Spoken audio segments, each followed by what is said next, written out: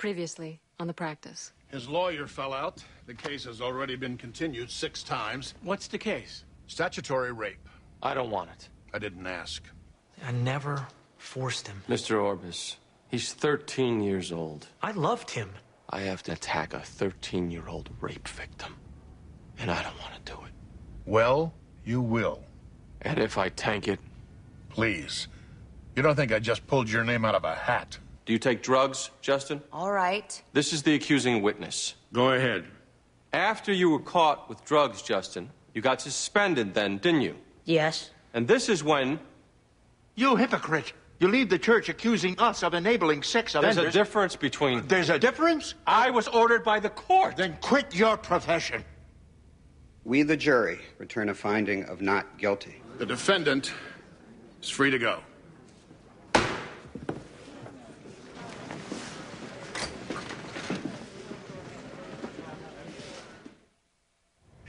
I know you can beat this. Earl, trial is not an option here.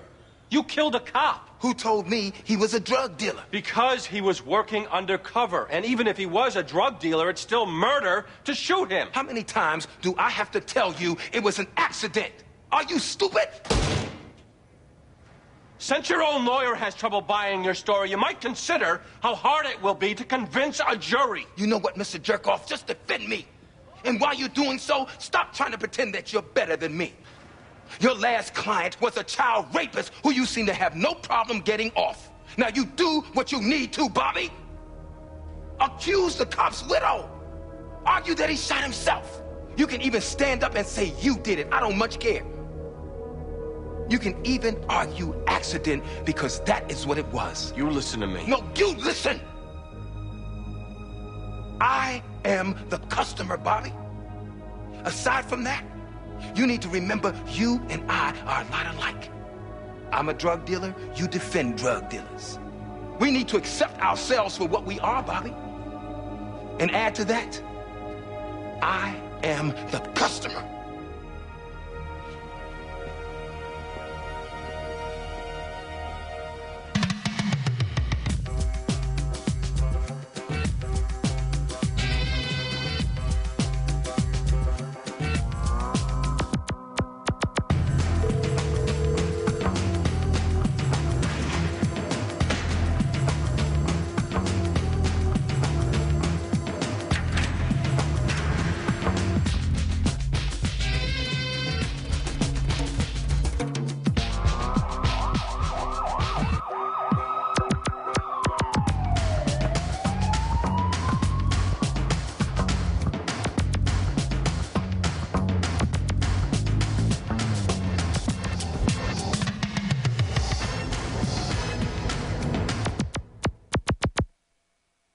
Why do I need help? I'm not saying you need help. I'm just offering. I'm fine. Thank you. Bobby, it is a cop killer case. Those 10... Did I lose the ability to try cases alone? No. Did I lose the ability to ask for help when I need it? No. Did you lose the ability to sleep? Because you look like crap. For you, I mean. You're still better looking than me.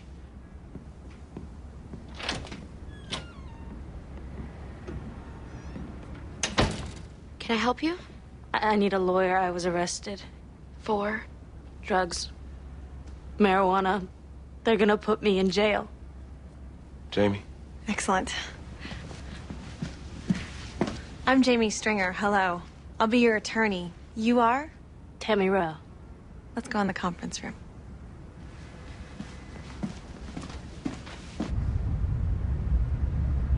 The evidence will show Detective Bowers was working undercover on a drug detail when the defendant, Earl Johnson, attacked him, took his gun, and shot him to death. Detective Bowers was the first Boston police officer to be killed in the line of duty in over a decade. That's his wife, son, and 2 daughters sitting over there. I'm sure we'd all like to extend our condolences. But you can do something more. You can give them justice. And at the end of this case, that's all they'll ask you for.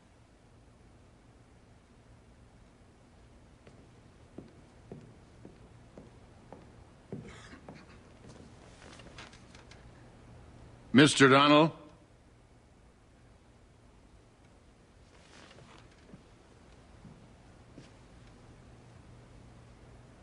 Justice is all my client's entitled to. And it's all we ask for as well.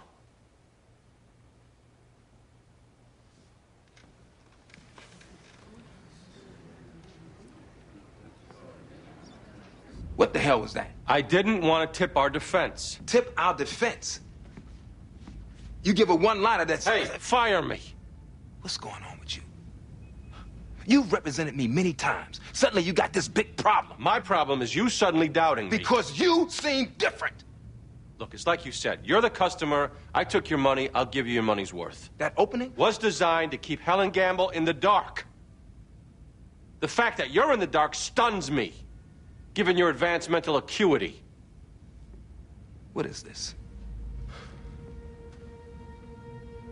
You want me to threaten you so you can get off the case? I would never, ever threaten you, Bobby. You keep forgetting. We're like brothers.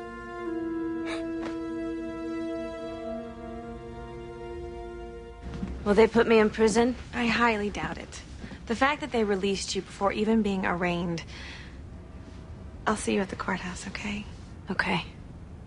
Thank you.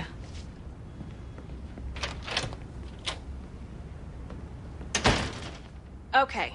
The search seems to be bogus. She was pulled over for rolling through a stop sign. Please.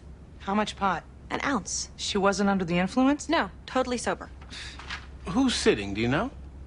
I think Judge Brentford. Why? Brentford? You're home. I'm sorry? Brentford is the flirting judge, and you've got blonde hair. Forget it. This case is as good as kicked. What do you mean, the flirting judge? All you have to do is smile at him. Big smile. Over the top.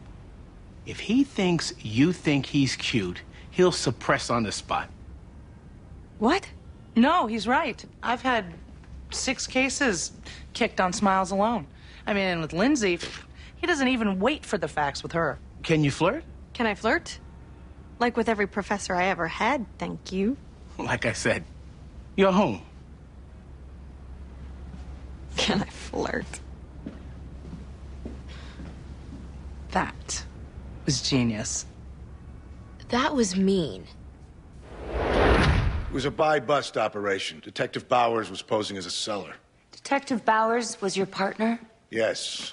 Our goal here was to arrest the defendant, then cut a deal for information on other drug sources.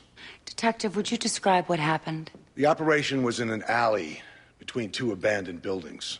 I manned an observation post on the roof of one of the buildings, and we had unmarked cars at either end of the alley. And? I saw the defendant, Earl Johnson, go into the alley and walk up to Eddie. A minute later, I heard a shot. By the time I got to him, Eddie was dead. The defendant started to run. I pulled my weapon, went in pursuit, and eventually apprehended him. You never actually saw what happened. They were standing in the bay of a roll-up garage door. It was dark. You didn't see it? No. And you couldn't hear either? We don't wire undercover officers in cases like this. So if there had been a fight for the gun, you wouldn't know? If there'd been a fight for the gun, your client would be dead. Would you say Detective Bowers was an aggressive officer? I would say he was an excellent officer. Move to strike, non-responsive. Sustained. I wouldn't say he was overly aggressive, no. But he'd fight with suspects. Yes, he'd use his fists instead of his gun, which probably saved lives. But some suspects complained that he used excessive physical force. Not one of those complaints was ever upheld. Thank you. Nothing further.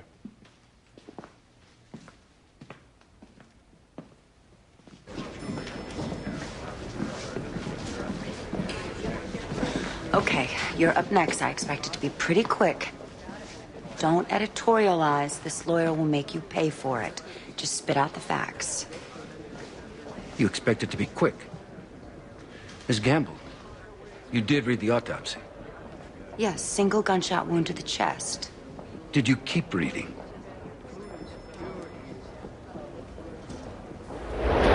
Steroids? I'm not saying illegal.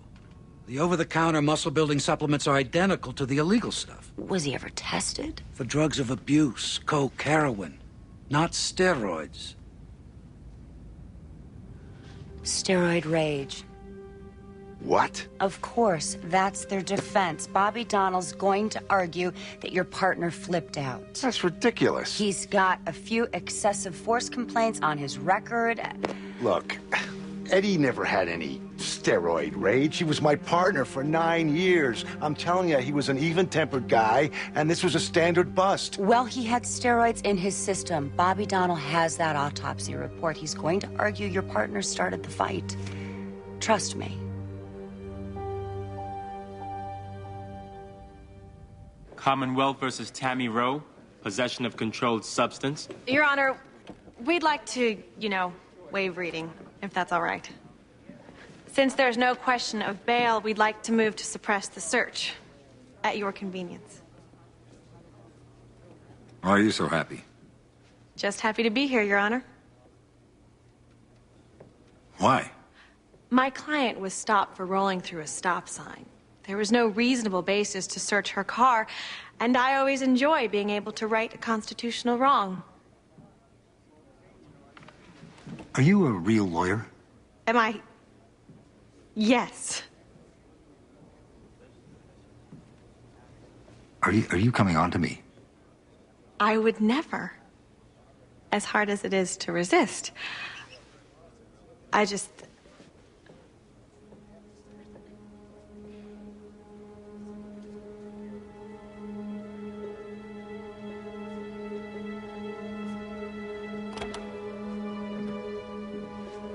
I am so sorry, Your Honor. I started some new allergy medication, and it has made me so loopy. I'd just like to schedule a suppression hearing, if I could, where I could question the arresting officer. 2 o'clock. Will you be normal by then? Yes, Your Honor. Thank you.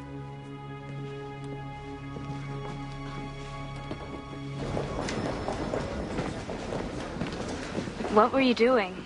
It was technical. It didn't seem like normal lawyering to me. Wait here 1 second.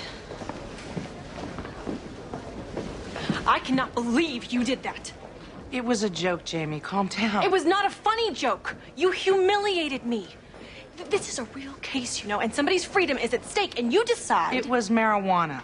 Please. Miss Stringer, if I may ask, what the hell was that? Didn't you hear me? Allergy medication. Uh-huh. Listen, I'll give your girl 2 years. If you challenge the search, I'm going for 7. 7? What? She has 2 priors for coke. Even so, 7 years. 1 was for dealing. Look, take the 2. Otherwise... I'll let you know.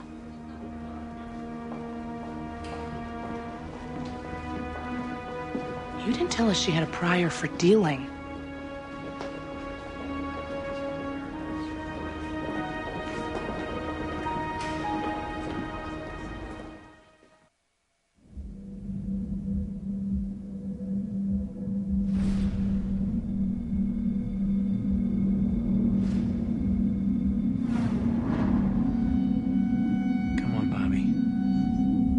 Take your turn. You don't know what you're missing. Bobby. Bobby. Bobby. Aren't you due back at 1? The officer died from a single gunshot wound to the chest. The bullet exited the body at the 6th cervical vertebra. It was fired by the officer's own weapon, a police-issue Glock. Tell us about the entry wound. It had powder residue and stippling burns arranged in a stellate pattern. Meaning?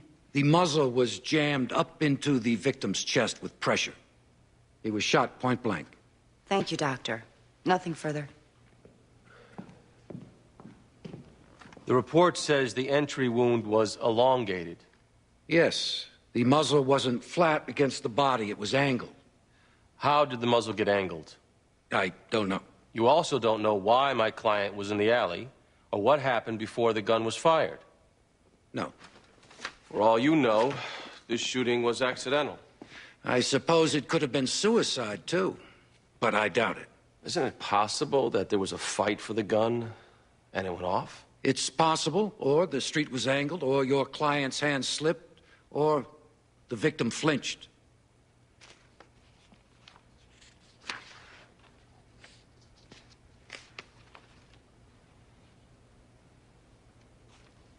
Thank you, Doctor. Nothing further.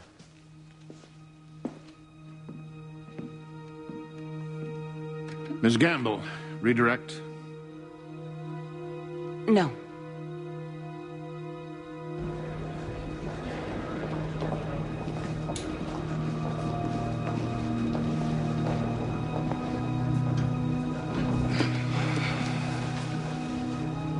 What are you doing?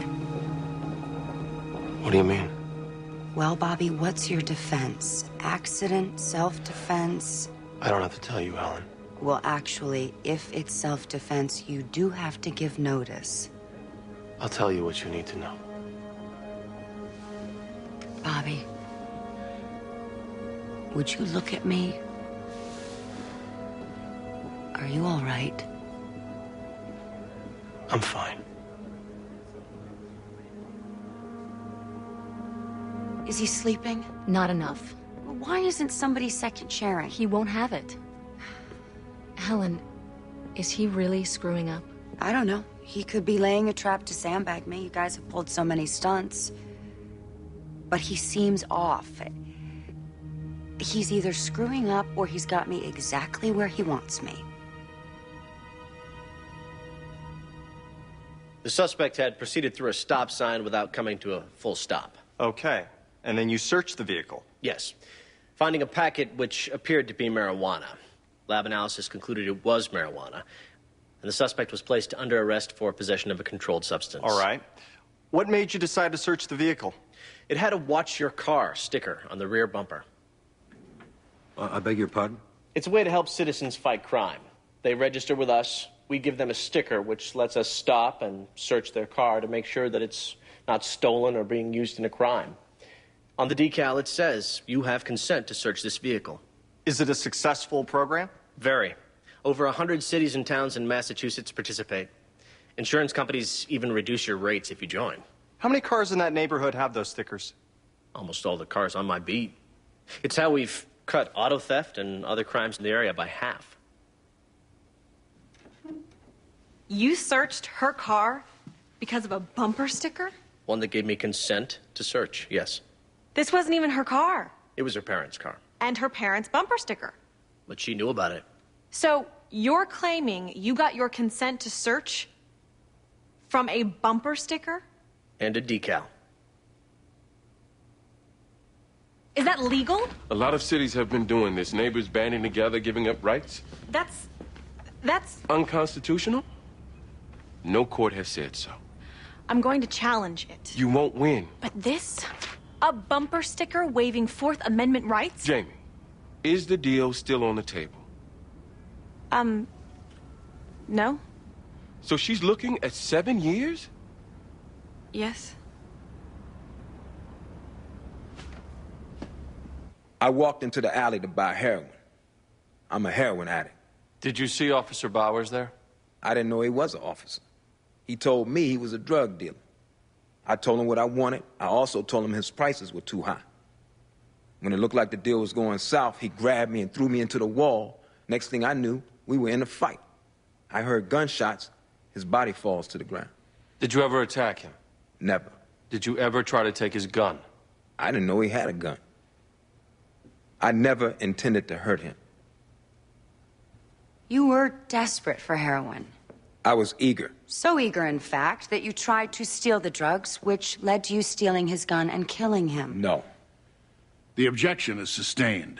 You have stolen drugs before. Yes, and I've stolen to buy drugs. In fact, you're a convicted felon.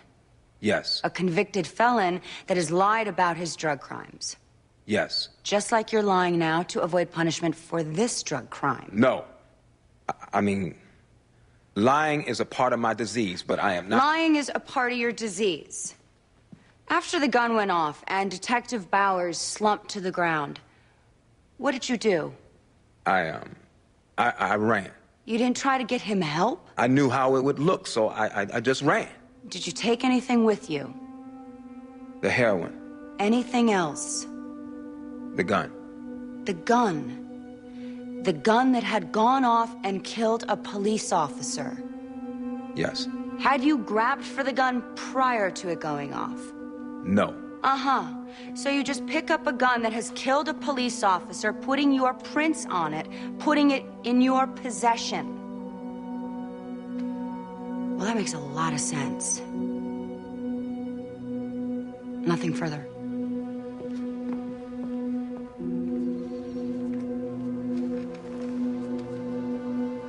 Mr. Donnell?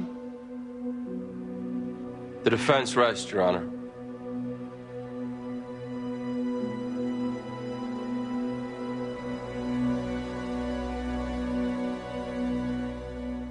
I told you if you challenge the search, the offer's no good. Yes, that's why I'm unchallenging it now. Please. Is this your first case? My first Are you kidding?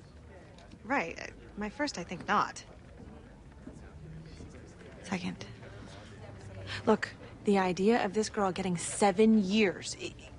I have marching orders from my office. The deal is off, Jamie.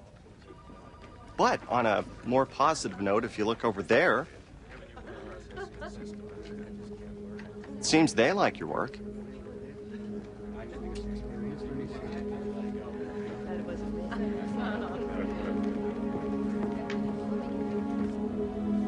Who are you feeling sorry for here? Yourself or your client? Both. Before, you were feeling outrage. You need to hang on to that. Use it. Challenge on Fourth Amendment grounds. Tap into your outrage. Okay. Look, this is no time to sulk. This is where you dig in. Right.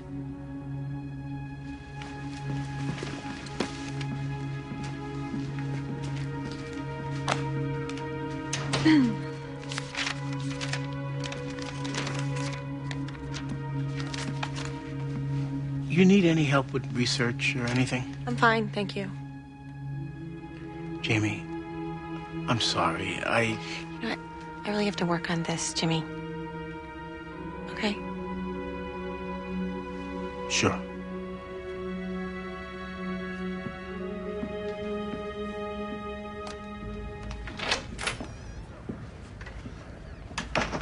Got a second? Better be worth it, Helen. In addition to being ex parte, you're coming between me and the crapper. I already have the sports pages in hand. I'd like to move for a mistrial. I beg your pardon? As unorthodox as it seems... On what grounds? Inadequate counsel. You're the prosecutor. I'm also an officer of this court, and from where I sit, Bobby Donnell's tanking this trial. That's a pretty serious allegation. Look, the victim had steroids in his system. It was in the autopsy report. For Bobby not to take advantage of that. Maybe he didn't read the autopsy. We're talking about Bobby Donnell. Come on, he gave a 2-sentence opening. His crosses have been weak. Have you even been able to discern a defense theory? Yes. Accident. Look, the defendant is a cop killer. Clearly, I want to put him away. But I have a separate obligation to make sure his rights are protected. As do you. First of all, nothing Bobby has done rises to the level of incompetence. But if we have knowledge that a lawyer is deliberately trying to lose... Come on. Do you really think that? No. But I think he's hit a wall. He looks numb. Look, the law says I'm not supposed to undermine the defendant's confidence in his own lawyer. So far, this idiot seems fine with Donald.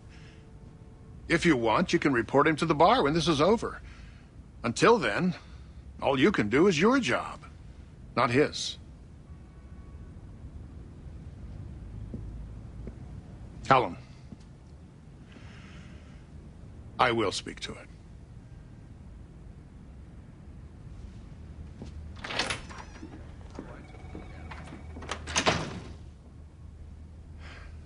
I was going to a party. Stupidly, I brought along a little pot. I'm ashamed that I did so, but... My parents are alcoholics, Your Honor, and I so don't want to end up like them. So I took pot. Yes. And Tammy, you've used drugs in the past, haven't you? 2 years ago, I also stupidly used cocaine. I once got enough to share with some of my friends, and I was arrested for dealing when... I am so not a dealer, and I totally don't do cocaine anymore at all. Just pot. It was stupid. Tammy, referring back to when you were stopped, did you know about this bumper sticker on your car? Well, I did. But I thought it was like this neighborhood watch kind of thing.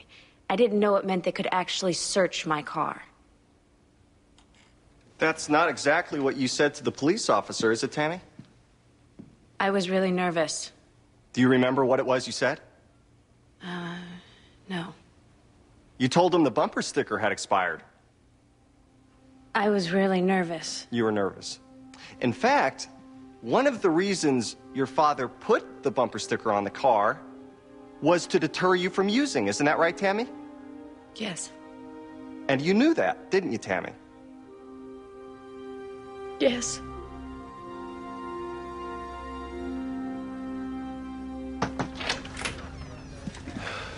What's up?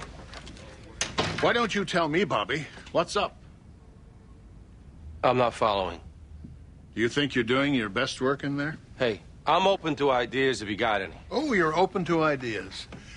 How about an opening statement that runs to double digits syllable-wise? How about an aggressive cross-examination?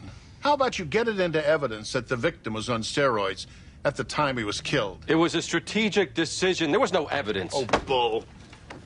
Your defense has been anemic at best. Helen Gamble is convinced you're tubing. Excuse me? She came to me as an officer of the court and asked for a mistrial. And I had half a mind to grant it. Hey, take me off if you don't like what I'm doing. It's a little late for that now, isn't it? You want to do my job? No, I want you to do your job. Hey, I go into that damn room day after day to defend people who deserve to rot. You think that's easy? I expect you to give your client a defense. He raped a kid, for God's sake. He was 13. You think I can just waltz in there and get him off?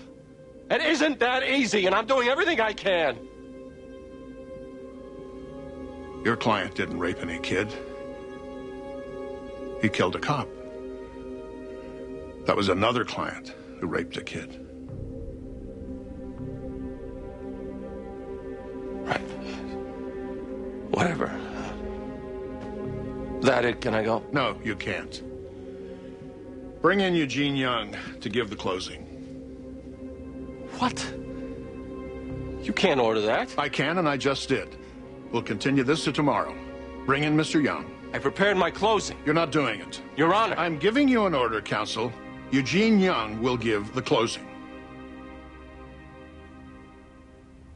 The officer saw the most valid basis imaginable to search the vehicle. The decal said, "You have consent to search this car."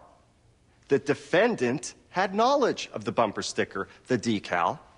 And even if she didn't, what we look at for Fourth Amendment purposes is the officer's state of mind. In his mind, seeing that decal, he had a good faith basis to believe there was consent. End of issue. And as for defense counsel's outrage over this bumper sticker policy, we're trying to win a war here, Your Honor. And we're losing. 60% of the global drug market is in this country. That's staggering. If these bumper stickers seem like desperate measures, we are desperate. Here we have a town saying, hey, you know what? Let's help. Search our cars. We give you permission. If it'll stem drug traffic, if it'll save lives, search our cars. That's what her parents said when they attached that bumper sticker, which Tammy Rowe knew about. She waived her rights. The search was valid. The motion to suppress should be denied.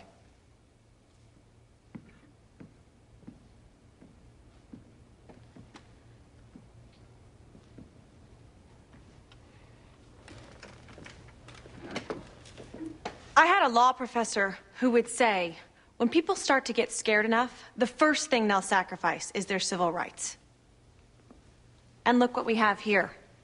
A whole town full of people slapping on bumper stickers saying, search our cars. Tomorrow, decals on the front doors, search our house. coming soon. Maybe a rights-free street or a town with signs at the border saying if you cross the city lines, you waive 4th, 5th, 6th Amendment rights. Maybe one day a whole state will go for it. What are we doing?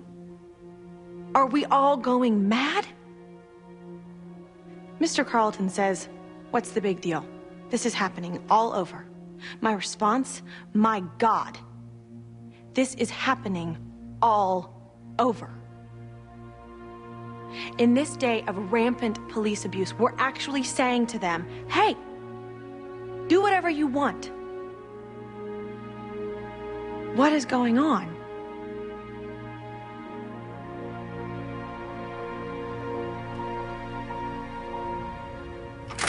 What the hell are you doing going to Swackheim? Please don't yell at me. I will yell. You call behind my back? That's defamation, Helen. You disparage somebody's professional skills, that's slander. You want to sue me? You think I won't? You think I won't? All right, you're scaring me now. We're friends, for God's sakes. You go to a judge accusing me of throwing a case? How could you? Because we're friends. Don't you ever, Bobby, let's go. I need a second. Bobby, I said I need a second. And I said, let's go.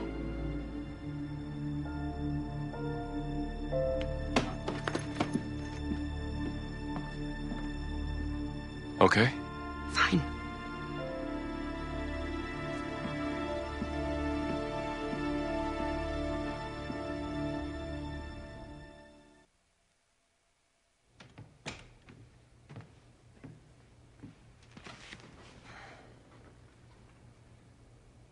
The Fourth Amendment protects reasonable expectations of privacy. Defines reasonable expectations of privacy as those society is prepared to protect. Does anyone know what they are? 2 years ago, I could tell you. Not now. We have all agreed to be searched so often when we travel, when we go to the ballpark, when we enter buildings, that I don't know what a reasonable expectation of privacy is anymore.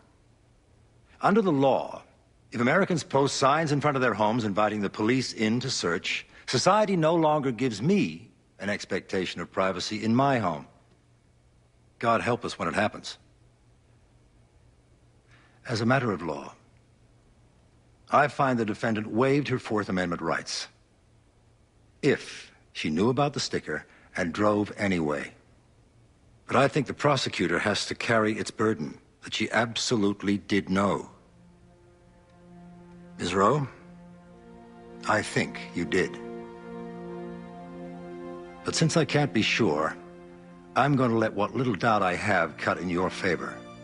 I'm suppressing the search and dismissing the indictment. You dodged a bullet, young lady. We're adjourned. I won. You won. Congratulations. Thank you, Miss Stringer. The next time I get caught, I am so definitely coming to you. Excellent. We know Detective Bowers was killed with his own gun. The defendant, a convicted felon, admits he was desperate for drugs and was unhappy when he didn't get them.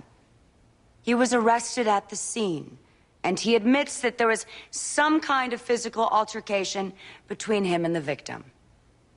The defense case, well, it wasn't just a lie, it was a mess. They offered no proof Detective Bowers was the aggressor, no evidence that there was a fight, no alternative theory even as to what happened. When the defense is this muddled, it means one thing. There is no defense. The evidence of this case supports only one conclusion. The defendant attacked the officer, took his gun, and murdered him.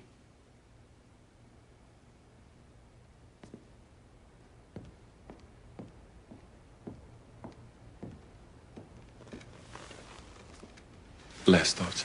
Eugene, I got an answer for this. The jury needs to hear from me. The judge. Bob. Mr. Donnell.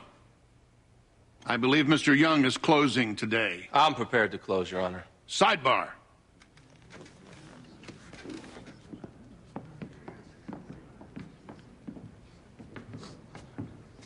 I gave you an order, you son of a bitch. The jury has no relationship to Eugene Young. If I don't close, it undermines my credibility. It undermines my client's defense. You guarantee him a new trial. He's got one half guaranteed already. You want me to do my job? Let me do it.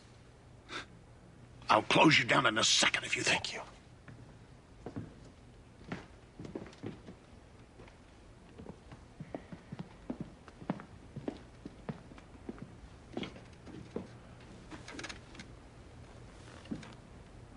The closing argument is defense counsel's last chance to speak to you.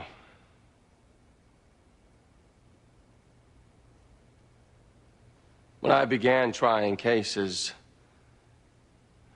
I get nervous before a closing. Lately, though, I haven't felt nervous. I haven't felt anything. Except maybe numb. What Ms. Gamble said about the defense, she was right. It was muddled, terrible. The truth is, based on my client's record, his stupidity, I judged him guilty. It's the worst sin a lawyer can commit. My job is to fight. I'm supposed to fight the power of the state. I'm supposed to fight for justice. Mostly, I'm supposed to fight for the defendant. I didn't do that.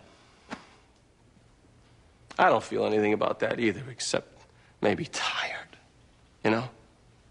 I am sick and tired of fighting these cases for these clients accused of these crimes. Somebody's got to do it, I get that. But this time it shouldn't have been me.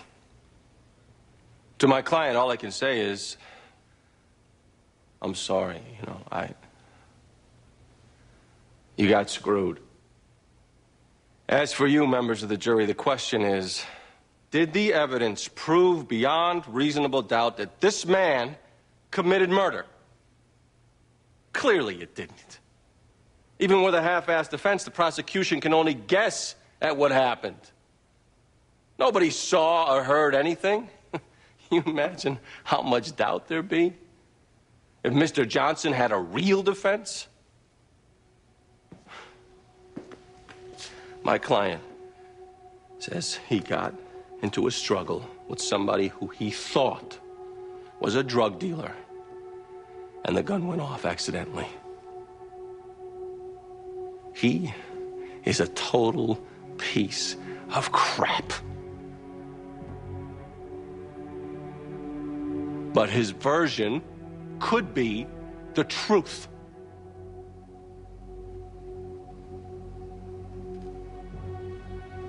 I don't know.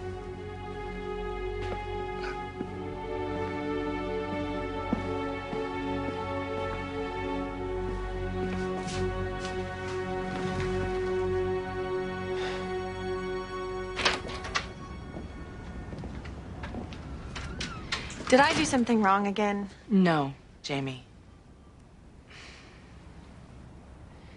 I want to apologize for the practical joke.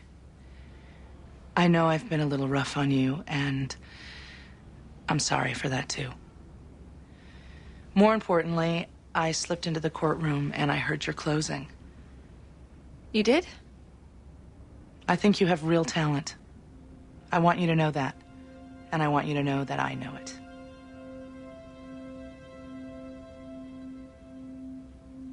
I feel like we should hug. We're not gonna hug, but congratulations on a well-earned victory. You'll be having many more of them.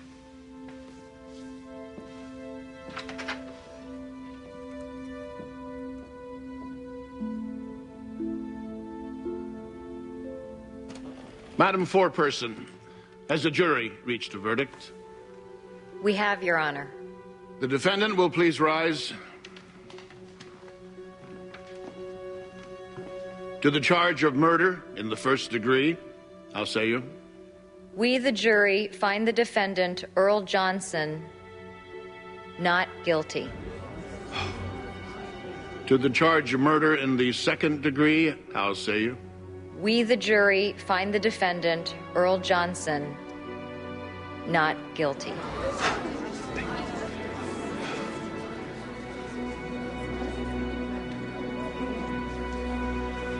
I gotta admit, Bobby, you were giving me pause there.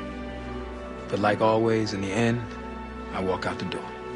Mr. Donnell, Mr. Young, chambers, please.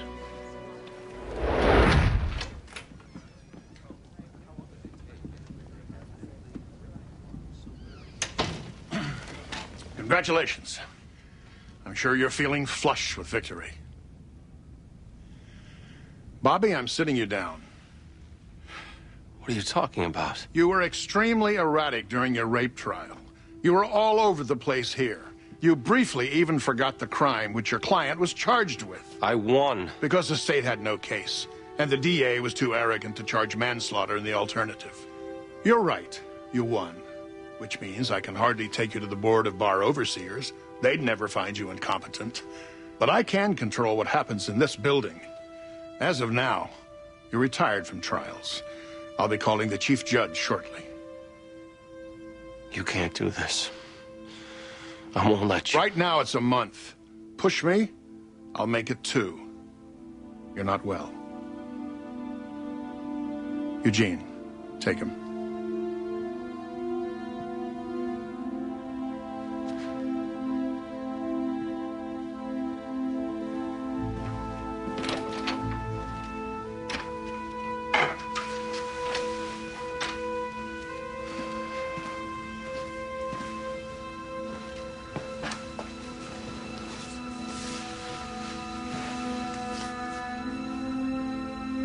The rest will be good.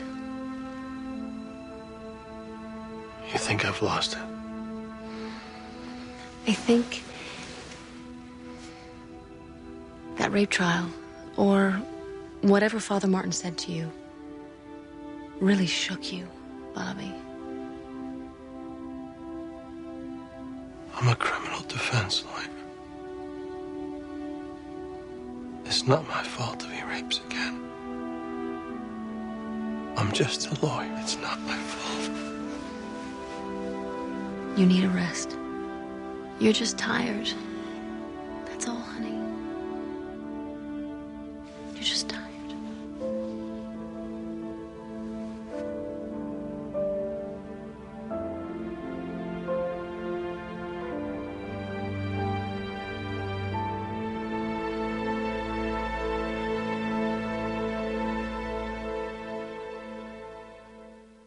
Previously on The Practice. Okay, the search seems to be bogus. She was pulled over for rolling through a stop sign. Who's sitting, do you know? Judge Brentford? Why? You're home. I'm sorry? Brentford is the flirting judge, and you've got blonde hair. All you have to do is smile at him. Big smile, over the top. If he thinks you think he's cute, he'll suppress on the spot. What? Your Honor, we'd like to, waive reading, if that's all right. Why are you so happy? Just happy to be here, Your Honor. Are you coming on to me? I would never, as hard as it is to resist. I cannot believe you did that. It was a joke, Jamie. Calm down. You humiliated me. I'm going to let what little doubt I have cut in your favor. I'm suppressing the search and dismissing the indictment. Excellent.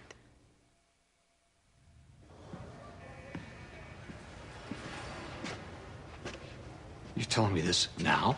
Normally, we like to present a united front. But Eleanor feels strongly that we should plead, and... Why? Basically, the media. On the evidence alone, I think our chances are okay. But the press is killing you. You're already guilty in the public's eye. Jurors are instructed to disregard what they see and hear. Of course they are, but these images have been on every broadcast, every night. Look at the pictures. I don't need to see them again. Stephen, to the extent that you're in denial, I think you do. I want you to really look.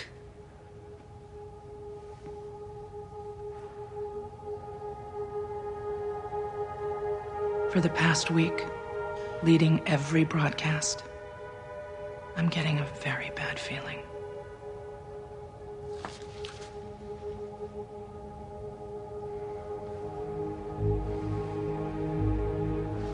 The case is circumstantial. On the evidence, I think we have a shot. Then I'm going with you. No plea.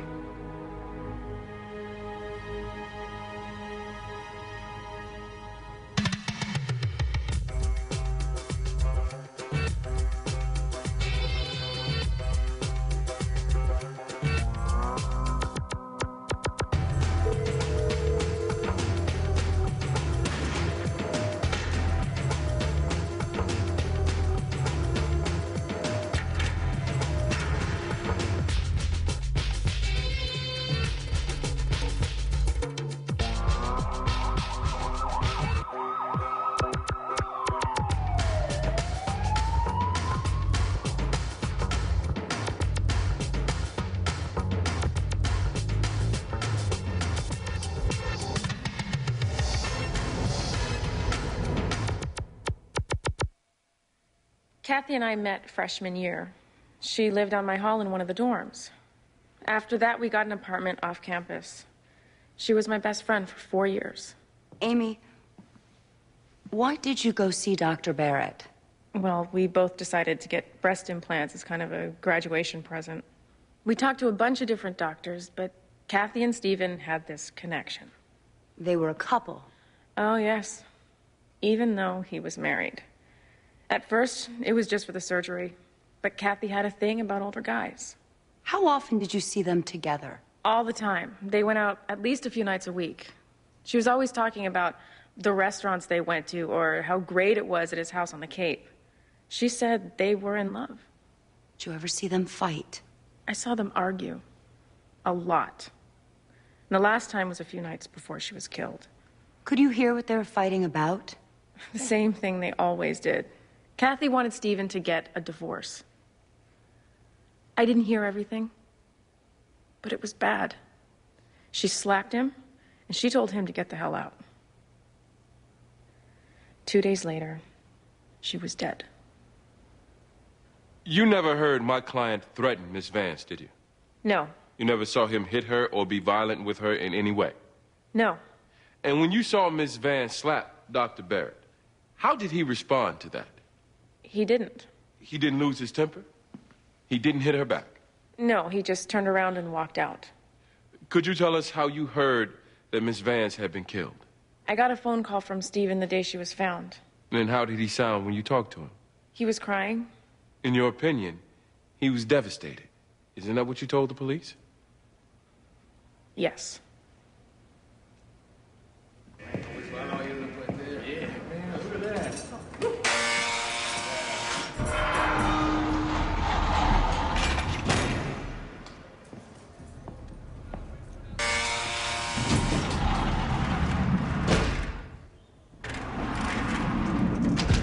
Thank you so much for coming. Well, you left me 6 messages. You are such a beautiful woman. The newspapers make you look fatter. Mr. Deeks. I really needed to see you. You're the only lawyer who Mr. Deeks, I need to stop you. I read your indictment in the court file. I'm sorry, I'm not taking any criminal cases anymore, especially murder cases. There are many other lawyers. Not like you. Why am I different? You killed somebody. You can understand what it feels like. And it's in part because I'm still trying to deal with... I killed somebody. I took a life. I need someone who understands. Why? Because I know there's something wrong with me. Something that just told me to do it.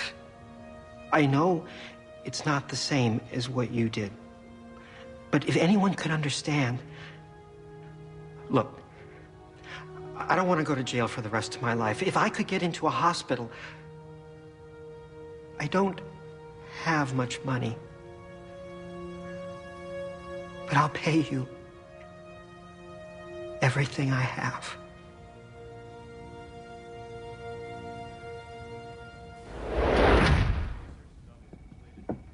Hi.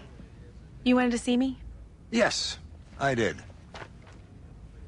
I meant to grab you after last week's hearing. I wanted you to know that after a rather shaky start, I thought that you argued a persuasive motion. Thank you. This was my first real victory, so I'm feeling excellent. Yeah. A difficult issue. One on which I could have gone either way. Most judges, I might add, probably would have gone the other way. Oh, well, I'm glad for my side that... You got me. I thought perhaps you might like to grab some lunch. Wouldn't that be, like, incredibly improper? The case is over. Now, I take great pride in mentoring young lawyers. It's not something that's done often enough in the legal community. Well... I can't order you. That would be an abuse of my discretion, so let's just call it a request.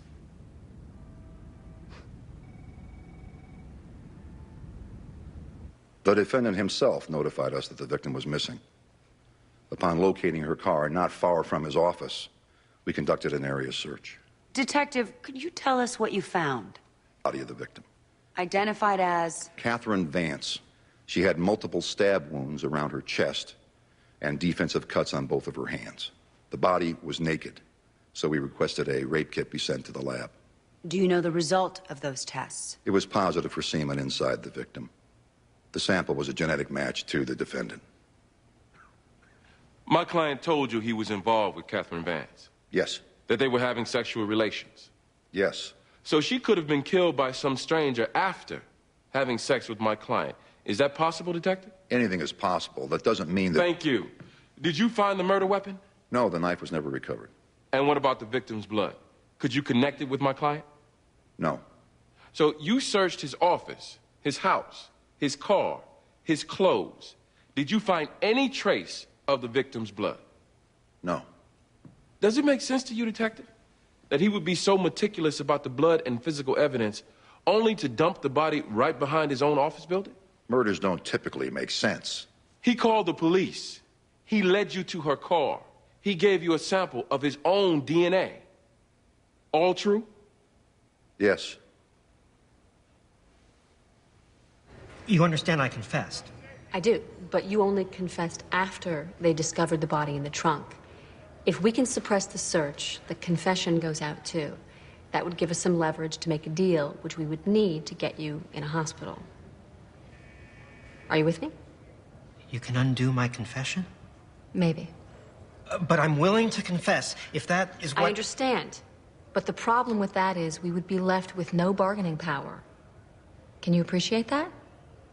Yes, I just don't want to go to a prison. Anything to keep me out of prison. I understand. Now, you answer only what I ask you, nothing more, because... I strangled her.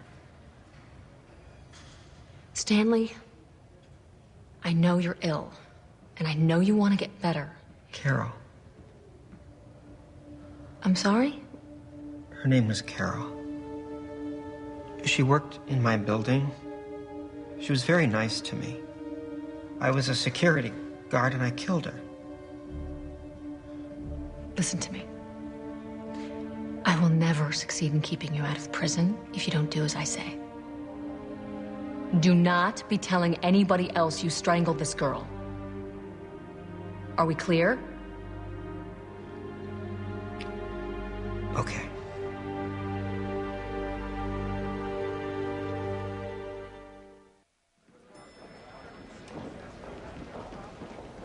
You're the DA on this? Perfect, isn't it? I graduate to the rubber room after trying to put you away. 1 month on the happy farm, I'm back, only to find myself up against... Boom! That's what I call you. I used to give my defendants a one-word moniker. It's how I kept track. My name for you was Boom. Since you were a shooter. I see. Listen. Now I call you Techie, since you got off on a technicality. Which do you like better, Boom or Techie?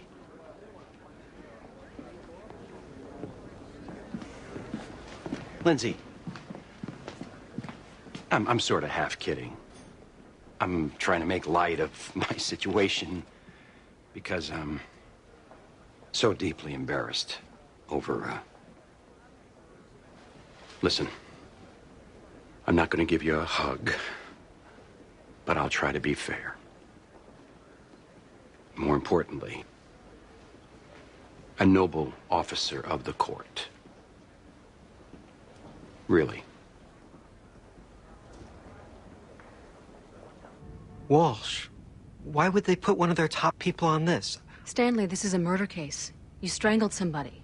Look, I'll confess. Don't start that again. He is gonna go for prison. Calm down.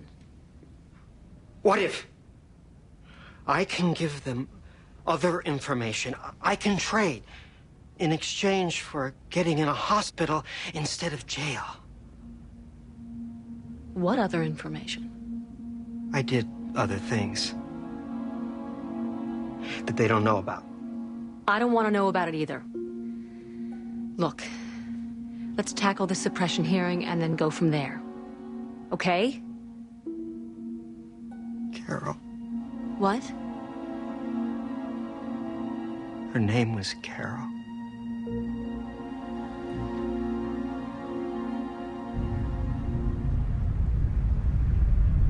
I don't deny having the affair.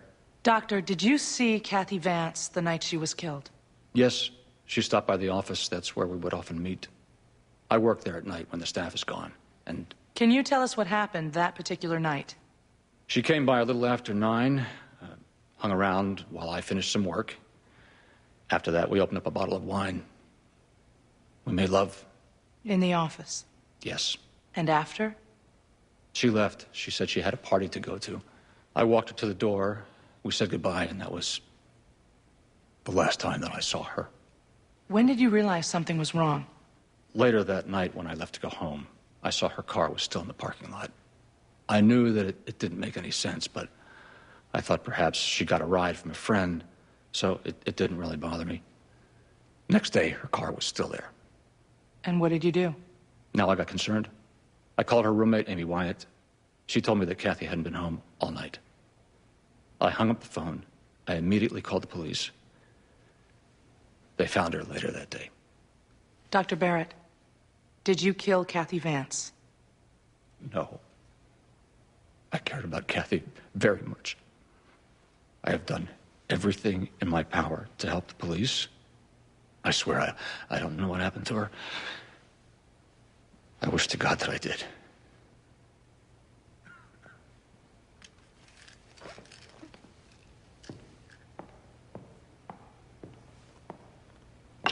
You recognize this bottle, Doctor? Looks like a prescription bottle for painkillers. A prescription you wrote for Catherine Vance, correct? Yes, Kathy was still experiencing some discomfort. Pain medication was an appropriate treatment. Well, according to her autopsy results, she wasn't taking any pain medication. In fact, there were no medications found in her system. I don't know why that would be. Doctor, this bottle is half empty. It was found in your desk in your office. She must have left them there. Well, I'm sure she did because you were the one who was taking the pills. That's absolutely false.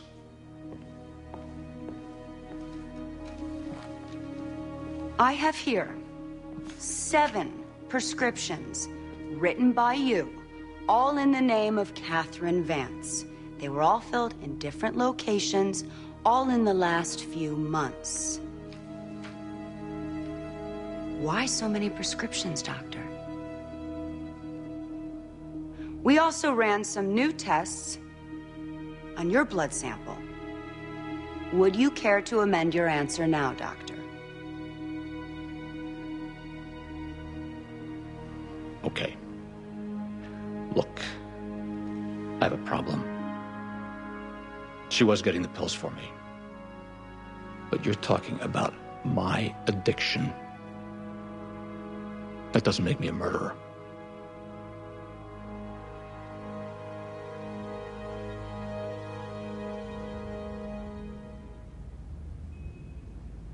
Why didn't you tell us, Stephen?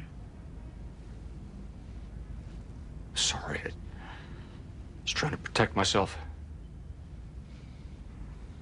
I knew how it would look. Now I'm with Eleanor. We need to think about taking a plea. A plea? Of what? Murder too. I didn't kill anyone. Well, it looks very much like you did. You were last seen with her. Your semen was found in her. And she was in the woods behind your office. Someone killed her after she left the office. Stephen, we put you up there so you would look like a responsible doctor. The kind of person incapable of committing a crime. You came off that stand a drug-addicted liar.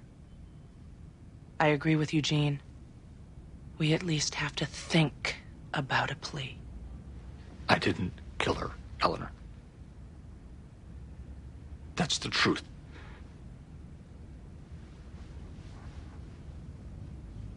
I'm not going to plead to second-degree murder.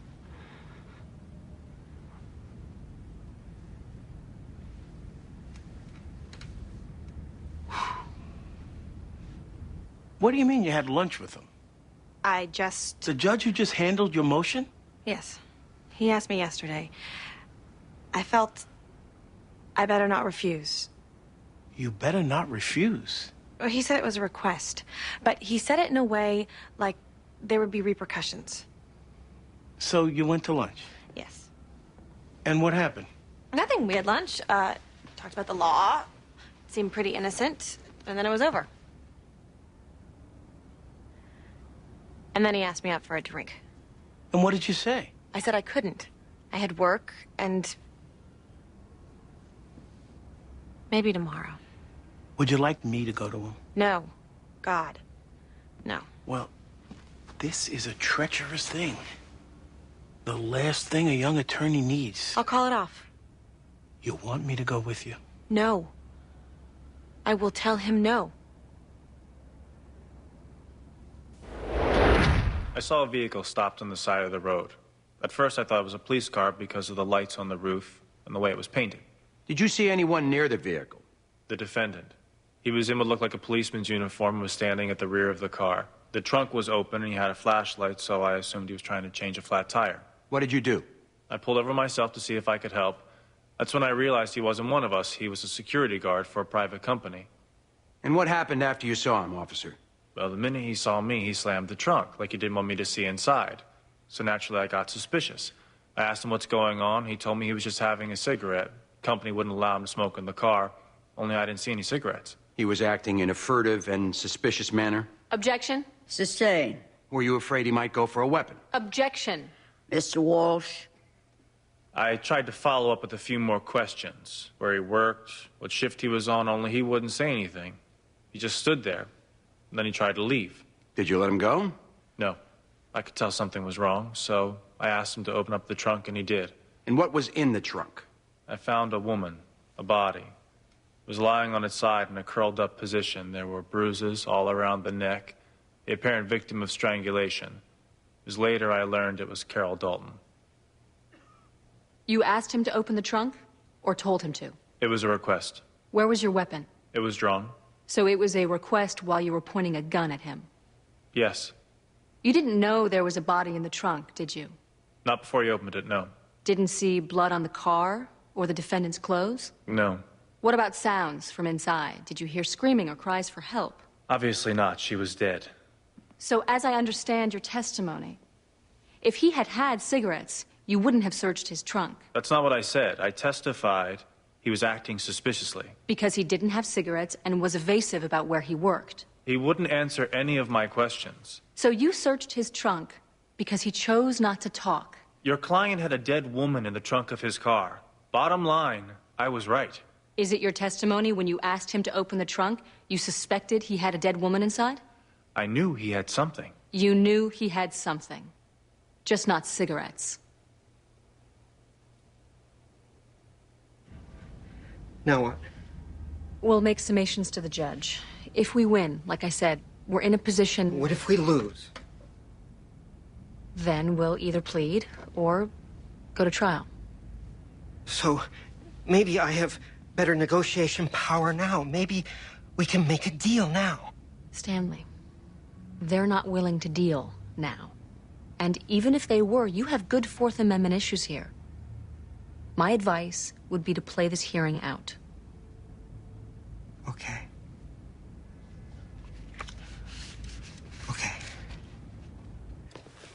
Commonwealth has one rebuttal witness, Your Honor. We call Margot Barrett. Objection. Margot Barrett enjoys spousal privilege. The Commonwealth And Mrs. Barrett has the right to exercise it, not Mr. Young's or his clients. Margot Barrett is willing to testify. She can't testify about private conversations. That's not why we're calling her. Approach.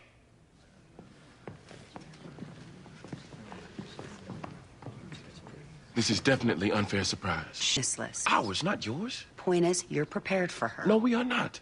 Have you interviewed this woman? Yes. Then what's the problem? The problem is it's unfair surprise. And I'm only calling her to impeach. All right, look. We'll suspend for the day so defense can get ready. Tomorrow we'll start with Mrs. Barrett. Now step back. We're adjourned. What the hell is she going to say? No idea.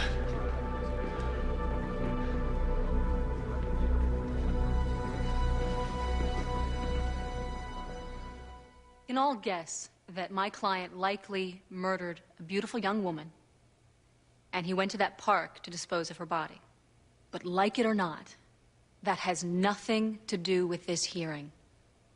Officer Hope saw my client standing by his car. He didn't see any blood, didn't hear any screams, nothing to justify searching the vehicle. Slamming a trunk isn't probable cause. Refusing to talk isn't probable cause. Acting nervous isn't probable cause. I know it offends our sense of justice to free a man who has perhaps committed murder. But the courts have said it offends us more to let the police get away with reasonable searches. This is Criminal Procedure 101. This search was nothing but reasonable. It was late at night, in a deserted park. There was no reason for the defendant to be there, and the reason he gave was clearly a lie. Imagine being there that night. Imagine seeing him race to that trunk, slam it down, then refuse to answer the most basic questions. The nervous voice, the lack of eye contact, the fact that he tried to flee the scene. The defendant was acting like a criminal, someone in the process of committing a crime. Officer Hope had probable cause to believe a crime was occurring, and the evidence was inside that trunk. He was right. And that may not decide the question, but it certainly tells you he was reading the signs. Miss Dole wants to talk about offending justice. She's asking you to set a murderer free. Your husband testified that when he went home the night of Catherine Vance's death, he wasn't bothered. Mrs. Barrett, did he seem unbothered to you? No. He came home that night, and he seemed agitated. Agitated? Yes. And he had just taken a shower before coming home, which I felt was very odd. Did you ask him what was wrong? Yes, he said nothing. But what? From my perspective, it seems something traumatic had happened. Mrs. Barrett, do you think your husband killed... Objection. Sustained. I have nothing further. Did you call the police with any of your suspicions? No. He's my husband. I Oh, was he's hoping your to husband now. You said he took a shower. Is it your testimony that he never showered at work before coming home? No. He sometimes... Is it your testimony that he never came home from work upset? No, but here it was Is it your testimony that Ask that the witness be allowed to respond. She answered my question. Can you describe for this court your marriage, Mrs. Barrett? It's rocky. Rocky? You've talked about divorce, haven't you? Yes. Well, with a divorce, you could get half. If he should go to prison, you basically could spend it all. Objection. Is that what this is? You turn on your husband Objection. and stop... This is cross-examination. I'll allow it. My colleague, Eleanor Front, talked to you many times. Why didn't you ever mention that your husband seemed agitated that night? Because, You hadn't thought of it yet? Objection. Where were you that night? Here we go. Sorry, but when we interviewed you, you told us you had no information, and here you sit today with information. I guess that can happen when a conviction can give you access to over $2 million. Objection. Withdrawn. Nothing further.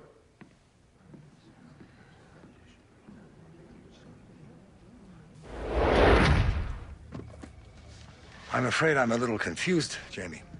Well, I just think since you were the judge on my case, and I did begin the case with some serious flirting, to avoid even the appearance of impropriety, we probably shouldn't be seen having a drink together. Are you saying you'd rather get it privately? No. I'm saying we probably shouldn't get it at all. We shouldn't be social. Were you flirting with me because you were interested, or were you simply trying to influence my decision? Well... Because it was the latter. Even though you didn't influence me, I should nevertheless probably vacate my decision and remand the matter to another judge to, like you say, avoid even the appearance of impropriety. Should I do that? Now it feels like you're threatening me to undo your ruling, in which case my client... I'm merely following up on your implied allegation. If you think there's any impropriety, it would be my duty to vacate and hand the matter to another judge. I don't feel there's any impropriety. You sure? Yes. I'm very sure. Because if a lawyer before me even questions whether I've stepped over the line... I'm not questioning. Okay. Then I can't see any problem with us having a drink together. I would tell you if I thought so.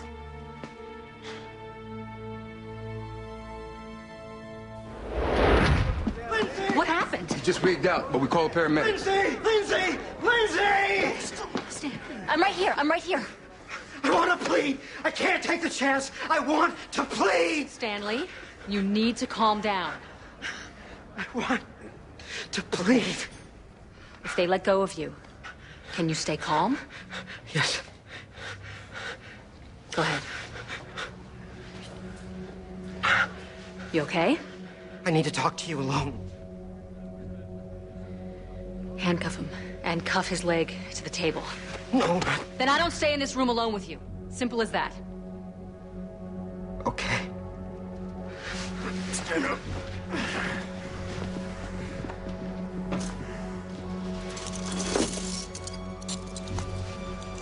That's it.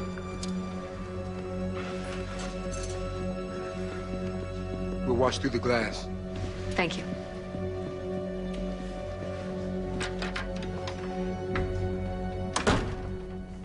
The reason that I was so desperate to have you as my attorney, you're in a unique position to bargain for me. Why? Your old firm. It's on another case that I can help the police with. The police solved that one, Stanley. I don't... No, they didn't. I killed that woman. I beg your pardon? Kathy Vance. I stabbed her, threw her in the woods. I am willing to confess to that crime and this one here if they agree to put me in a hospital instead of prison. You killed Kathy Vance?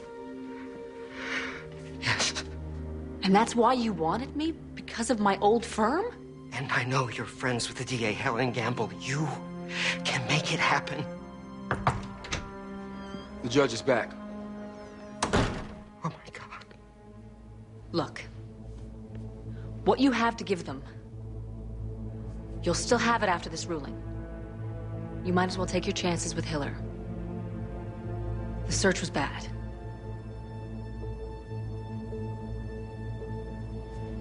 Let's just see what she says. Be seated.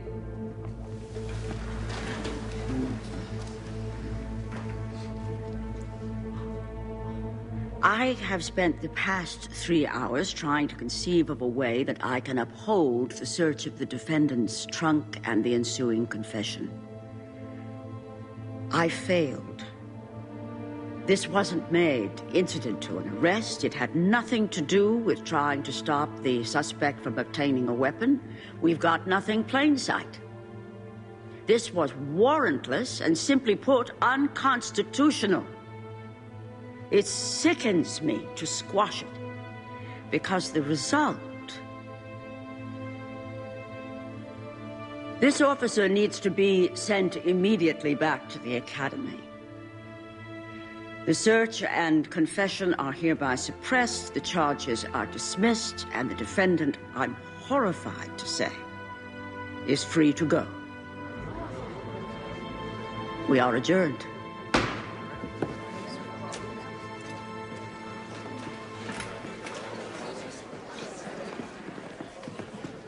What happened? You're free. She threw out the search and the confession. I can just walk out? Yes, but you still want to help the police on that other matter and get some help. There's no need to now, right? I'm free. Right. Thank you, Lindsay. Thank you.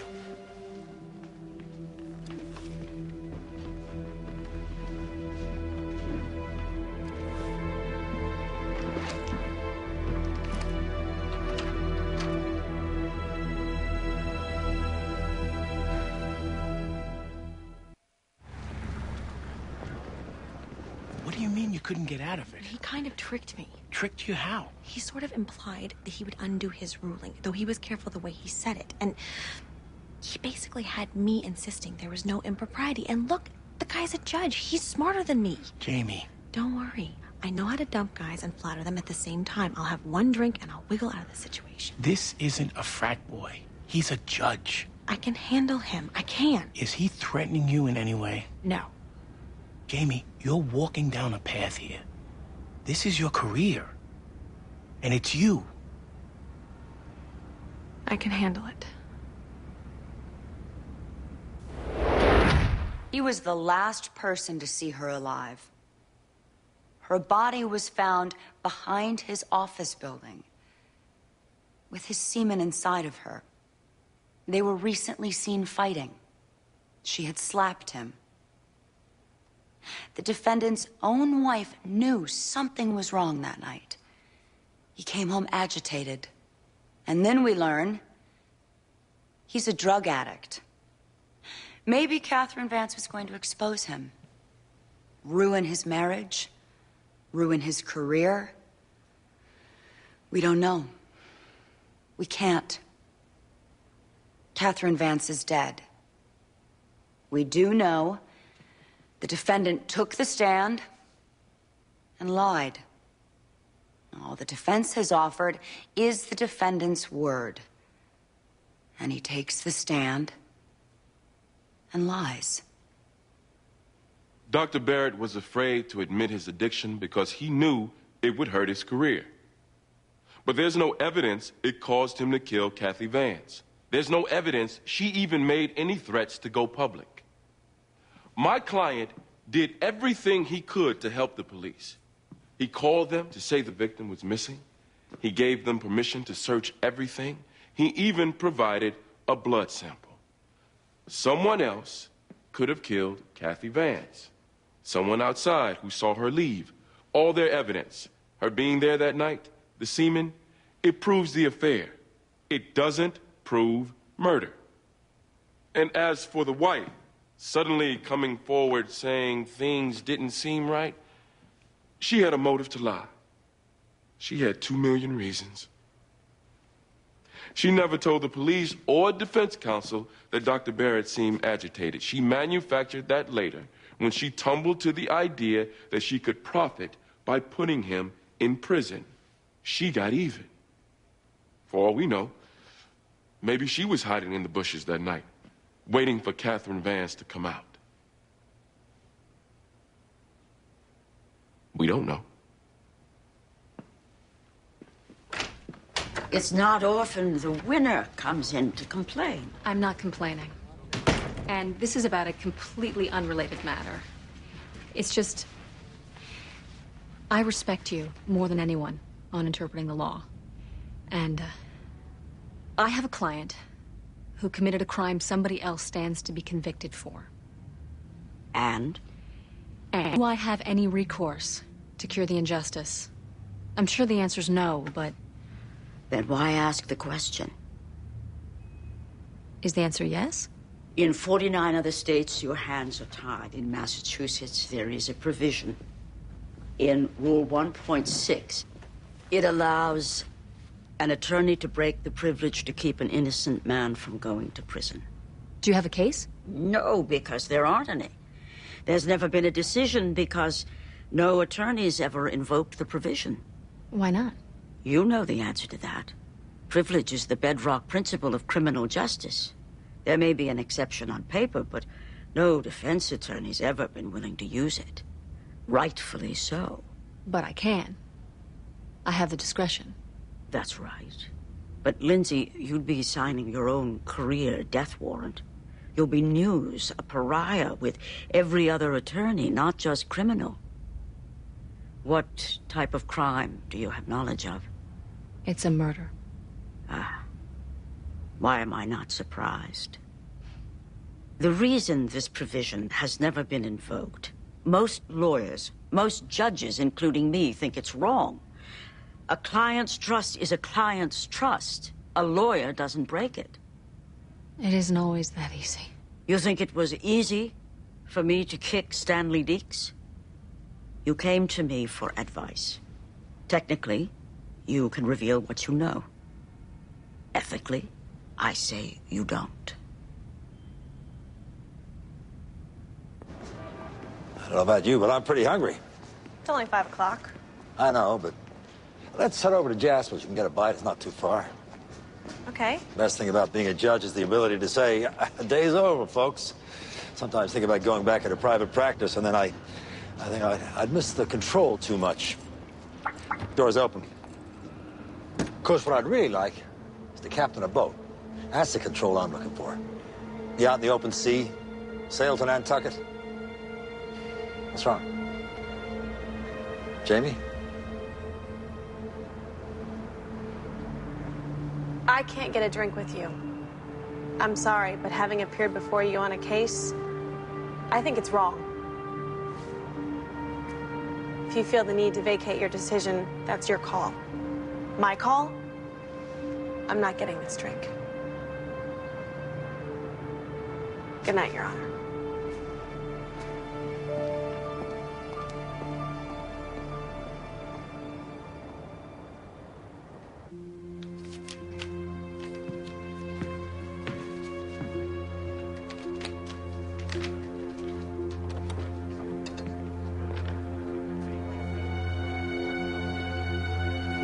Will the defendant please rise?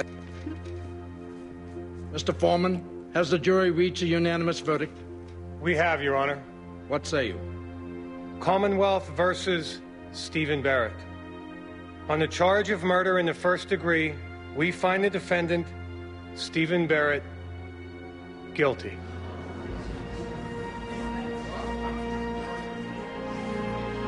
The defense moves to set aside the verdict. Denied. Security, take charge of the defendant. Members of the jury, you're dismissed with the thanks of this court. This matter is now adjourned. We're going to review the record and find grounds to appeal. Okay.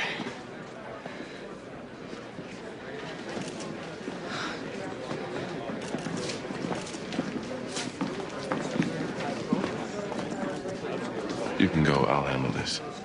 Are you sure? Yeah, go ahead.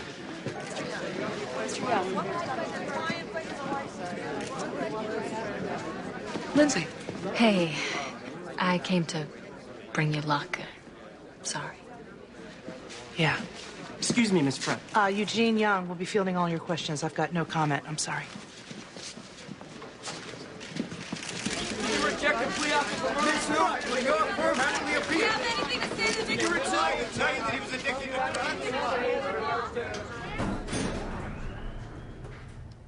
It's not like I thought we would win. But what? I don't know. Something just tells me this one was innocent.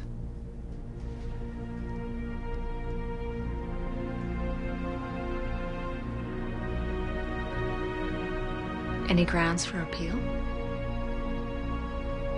I don't know.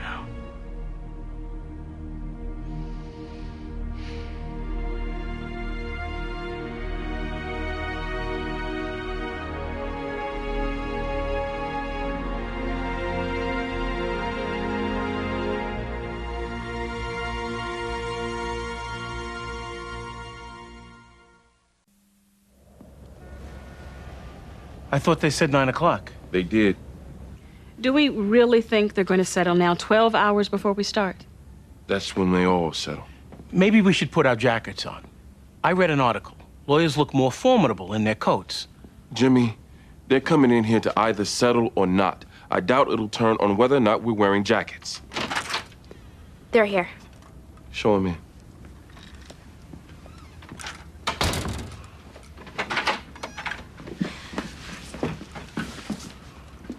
Sorry we're a little late. It's okay.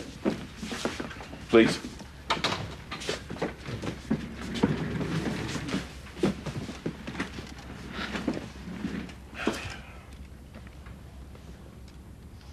We're declining to make an offer. Any offer? Look, how you got past summary judgment still remains a mystery. The point is, we did. Eugene, you would have rejected the number we were toying with anyway. But the feeling is that the precedent of any number would be exponentially devastating. If every problem drinker starts suing us... This problem drinker is dead. Rebecca, it's not that we don't sympathize. You just won't cough up a nickel. Look me in the eye and tell me that you would advise my client to settle here. All right. Look, you came all the way over here at 9:30 at night. Is there room for negotiation, or are you just messengers for bad news? The latter. $125,000 sealed, no admission of liability. We can't, on principle. This was a kid. He died of alcoholism. Your client bears some responsibility, and you won't take it on principle? Okay, look, this need not get ugly. We'll see you tomorrow. Do the research on us, Mark, would you? Meaning? When we try cases, it gets ugly. Eugene, this isn't criminal. This is a civil case. Lawyers tend to be, what's the word? Civil.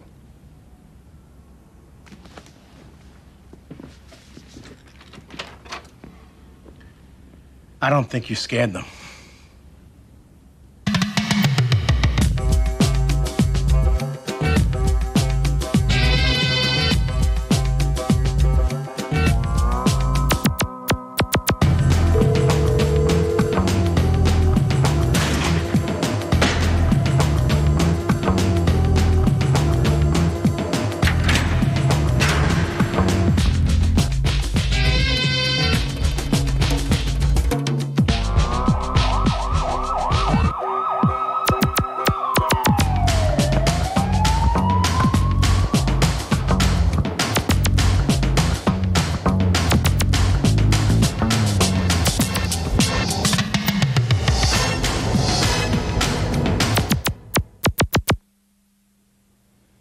He began to have a problem in high school in his senior year.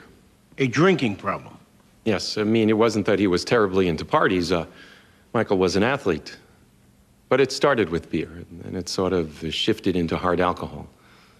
His mother and I got him into a treatment program. Was this successful? Yes, for a year.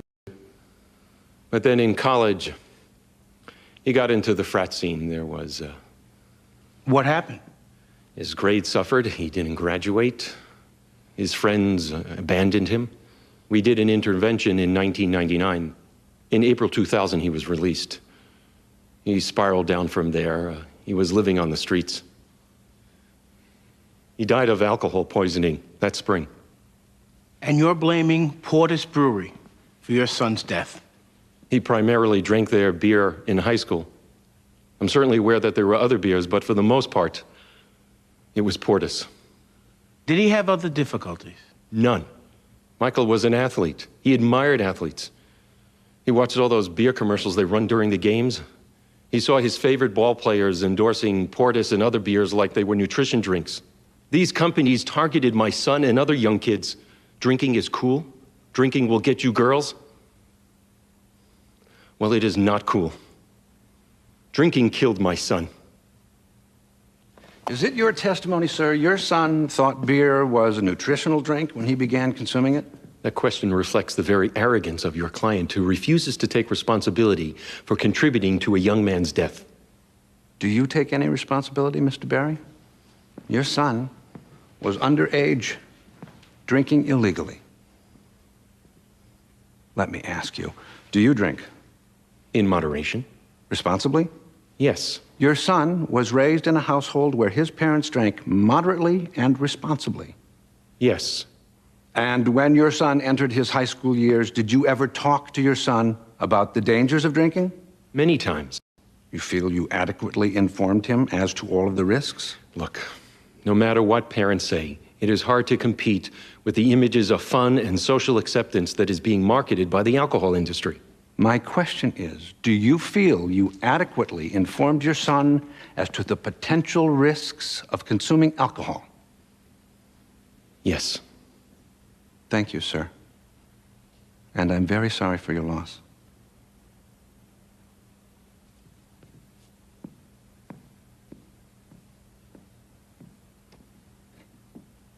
I thought alcohol companies were exempt from these lawsuits. No one is exempt from fraud. They lie when they say they don't market to kids.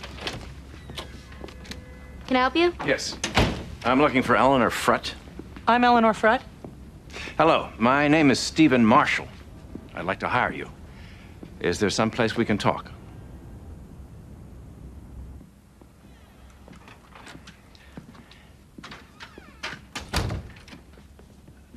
I guess I should just get right to it. I'm the warden of Goffstown Correctional Facility in New Hampshire. One of my inmates is Denise Freeman. She shot 2 young boys who were playing in the park. She's scheduled to be executed next week. It's the first execution in New Hampshire in many years, so maybe you read about it. I hadn't, actually. How can I help? I'd like you to stop it. Her execution? Yes. I read where you got a death sentence overturned several years ago. I drove down here on the chance that you could possibly work your magic again. You're the warden trying to halt the execution. Yes. Against the death penalty? No, not at all. In fact, I think we should employ it more often. But we shouldn't be killing Denise Freeman. She's not the same person who committed those crimes. I know they all claim that, but she really isn't. That's why I drove down here. To convince you to help save an extraordinary woman.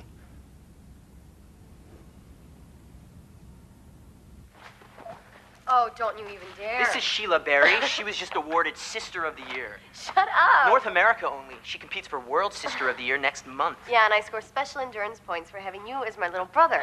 Let me tell you a little bit about Sheila. Let's not. She makes up her own words playing Scrabble. She... I don't.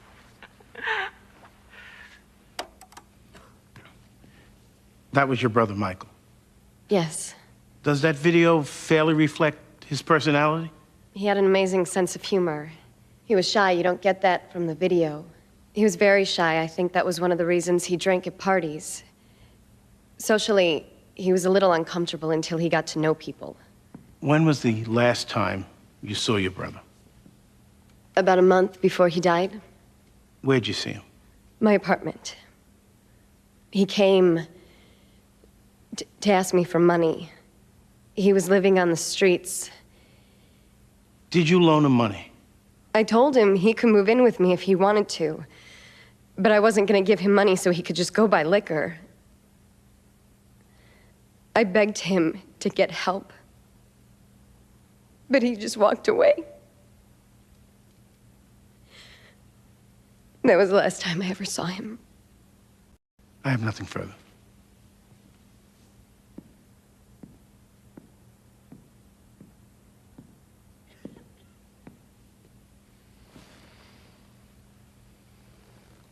No questions, Your Honor.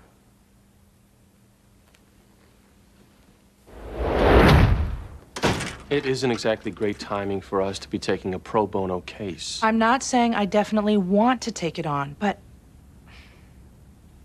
I'd like to meet with her. See who she is, what she is. She's in New Hampshire. Yes. I thought I would drive up there with Jamie this afternoon.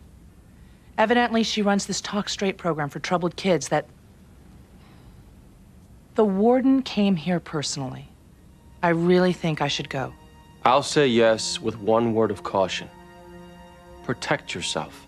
I'm sure there'll either be a guard or a partition or... I'm not talking physically. You're about to emotionally invest in somebody who, odds are, will be dead in a week. I won't invest emotionally. Right. Protect yourself.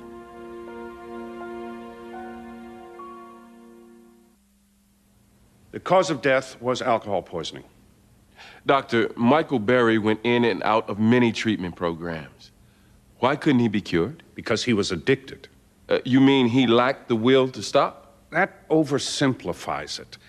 People think alcoholics lack willpower. I wish it were that easy. The brain chemistry is changed. Telling a severely impaired alcoholic not to drink is like telling someone not to go to the bathroom. We're talking about an overwhelming urge related to a bodily function.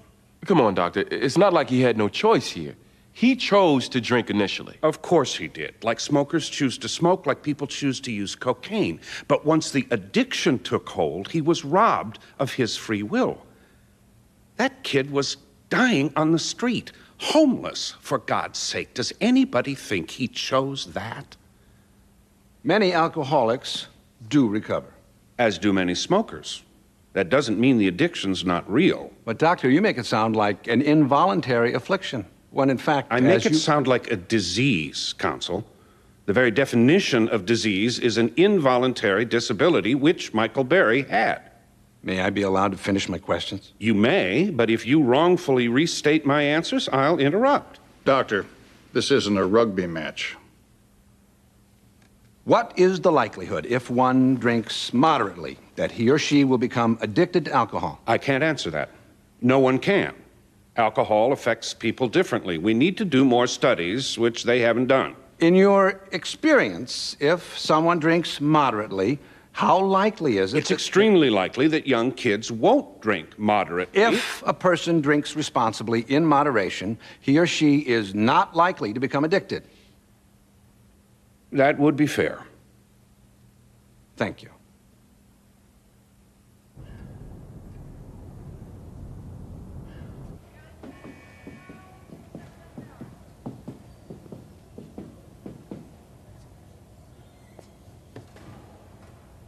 I need you to look at me, Janice.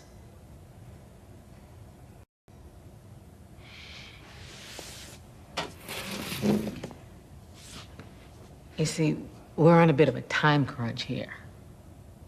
I'm scheduled to be killed next week. If I'm gonna help you, I need to make fast progress.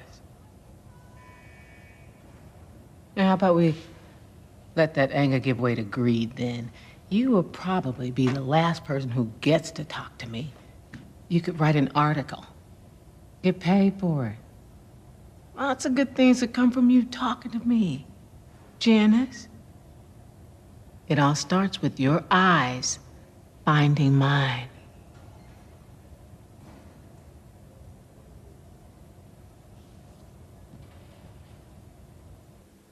I can't tell you how many kids whose lives she's rerouted. She connects with every single one. She'll get to this one, too. You watch. All the appeals are exhausted? Every one. There's a petition for a stay with the Supreme Court. But that's not going to happen. Look, as I said, I'm pro-death penalty. But this one... she's something. The problem is I am also a murderer. At least I was before I got on the medication. I shot a 13-year-old boy playing on a jungle gym. And then I pointed the gun and shot his 11-year-old brother. I was every bit the monster the prosecution made me out to be. You need to be clear about that. You mentioned medication. What medication? I've been on a psychotropic cocktail for the last 8 years. And before you took it? Monster? You weren't listening. Did you argue diminished capacity at the trial? Yes. It failed. The jury saw me sane since I was medicated for the trial also. Forced? Sorry? The medication you took for the trial, was it forced? Well, I had to be. I had no capacity to consent. Why? I'm just searching for an angle. Well, the insanity one's been tried. We need to come up with something else. You seem... Well, most death row inmates have a little desperation going, especially as the day gets closer. Is there a way you want me to act? No. But... You know, the funny thing is, there's a calm that comes with it. Actually, I'm a prolific warrior. But now, I'm not afraid of getting cancer, financial security, problems in the Middle East. None of that gets to me. I'm gonna be dead in a week. There's a calm that comes. Underneath the cool, I'm gonna be dead in a week. Do I really need to make a showing of desperation?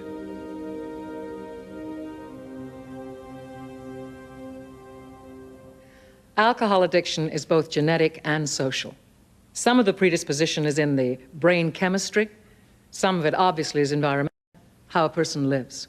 But doctor, my question is it possible a person can become addicted to alcohol without drinking excessively? We have not proven it, but my opinion is it's absolutely possible. How? Well, the limbic system in the brain is very different in people who suffer from alcoholism. How do we know this? Autopsies. Problem is, we can't be sure what came first. Is it the alcoholism that altered the brain, or is it the abnormal brain that caused the alcoholism? It may very well be that many people are born alcoholics waiting to happen. Michael Berry could have been one of them.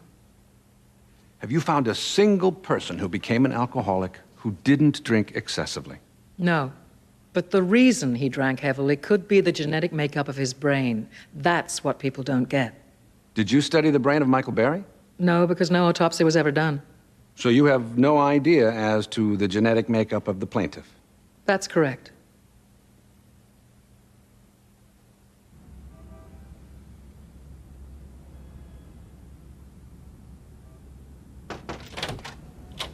Hey, how's it going? So far, so good. Case is still a long shot, but we'll see.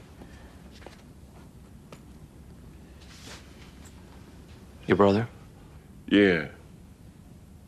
Hard to believe. Almost 9 years since he died. He was an alcoholic. Is that in play at all?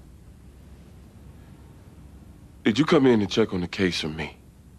I know you fully appreciate the difficulty of the case. I do wonder whether that appreciation could get blurred by a sense of mission. I'm not on a mission. Did alcohol help kill my brother? Yes. But that hardly puts me in a small group. Half the adult population in this country has alcoholism in their family. That's a point worth arguing. I plan to. Eugene, I feel like it's getting harder and harder for you and me just to have a conversation. Bobby, you didn't come in here to have a conversation.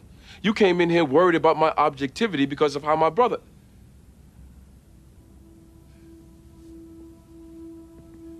Like you say, I have a full appreciation of the difficulty of the case, and if an offer does come in, I'll recommend settlement to the client. Okay.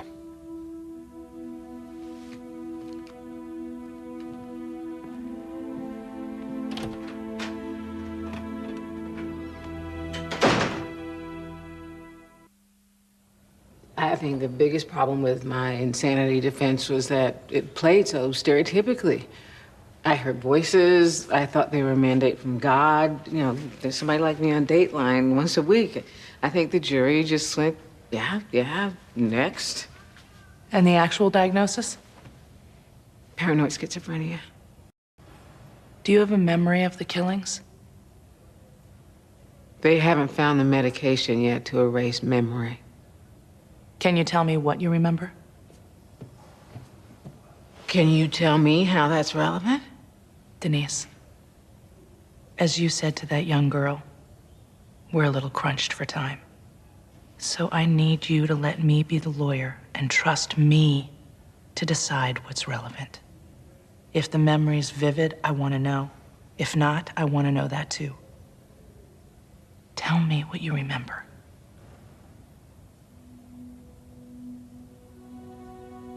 In the moment time slowed down, I saw the bullets travel. I saw them floating through the air like feathers. They hit the skulls. Two incredibly sweet little boys.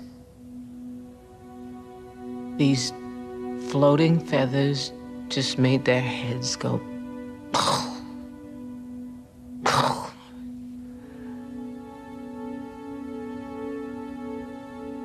Wasn't vivid enough?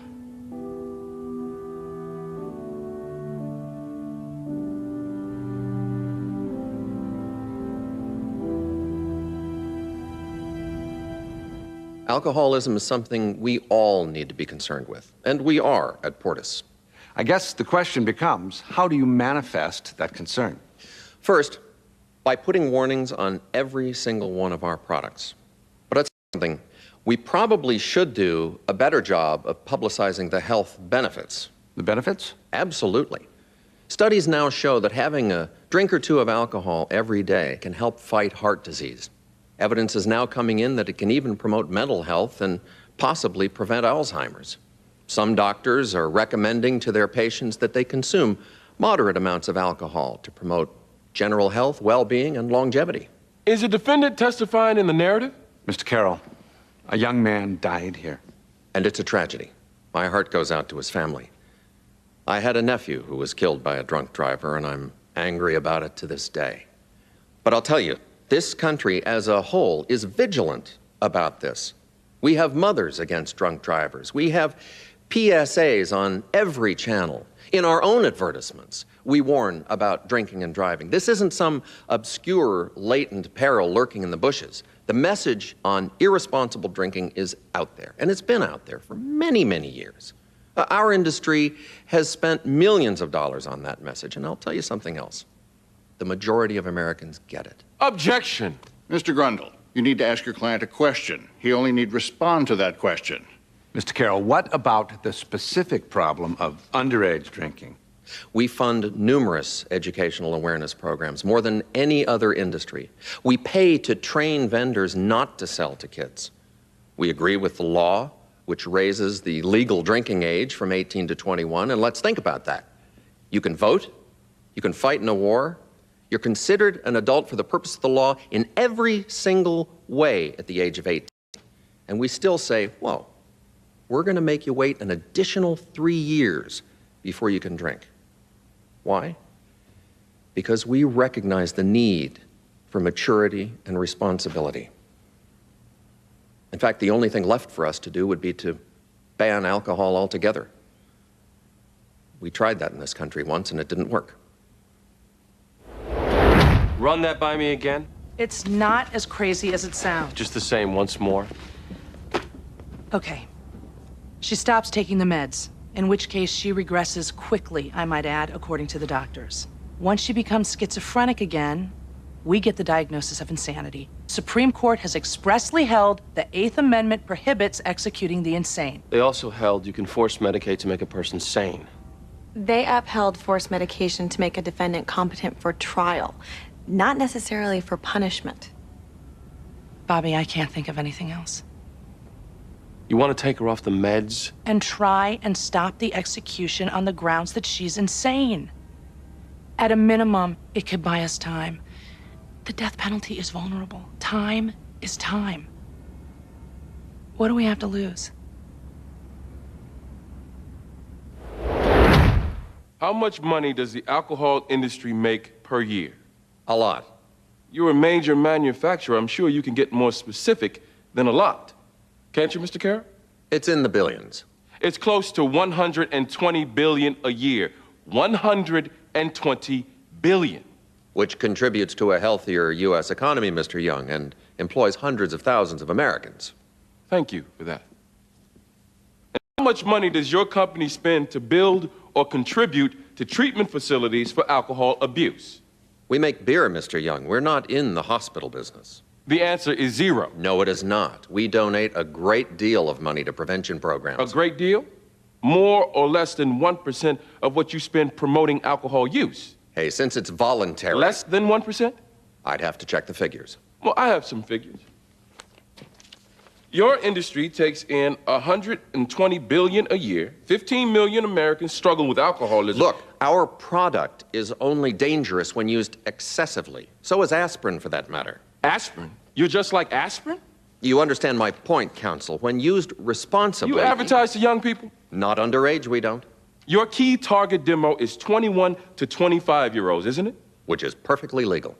What research do you do to make sure those ads intended for 21-year-olds don't influence 19-year-olds? Look. Are you aware, sir, that underage kids are drinking your beer? We take every step to ensure that doesn't happen, but parents have to take some responsibility. You're aware minors drink your beer.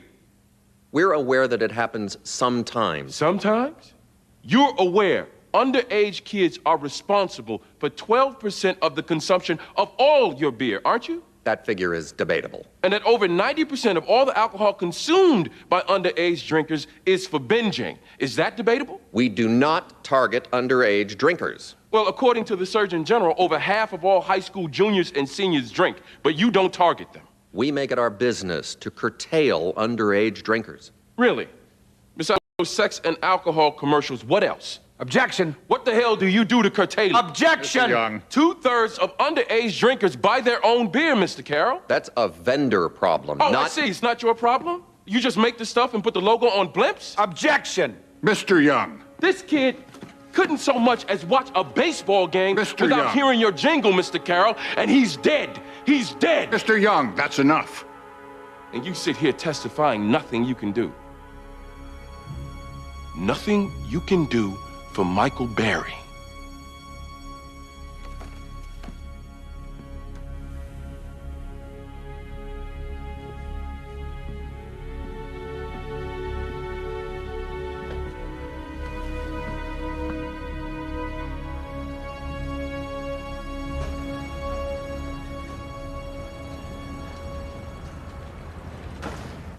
Go off my medication? The Supreme Court has said we can't execute the insane. It's our last best shot. Up until now, we have argued, don't kill her, she's not the monster she used to be, and now you want me to go off my medication so that you can argue, don't kill her, she is the monster she used to be? Yes. And then after that, we'll argue that it's cruel and unusual to keep you insane, and we'll hopefully get you on the meds again. Well, it sounds perverse. It is. And they will no doubt try to force medicate you. It's been upheld in the past, but I have a better chance at beating it. How long after you stop taking medication before? It won't take long. Okay. I'm gonna draft up the documents stating your intent. I'm gonna need you to sign them while you're still competent. My intent being? You don't want the meds under any circumstances. I will go crazy, Eleanor. You do realize that.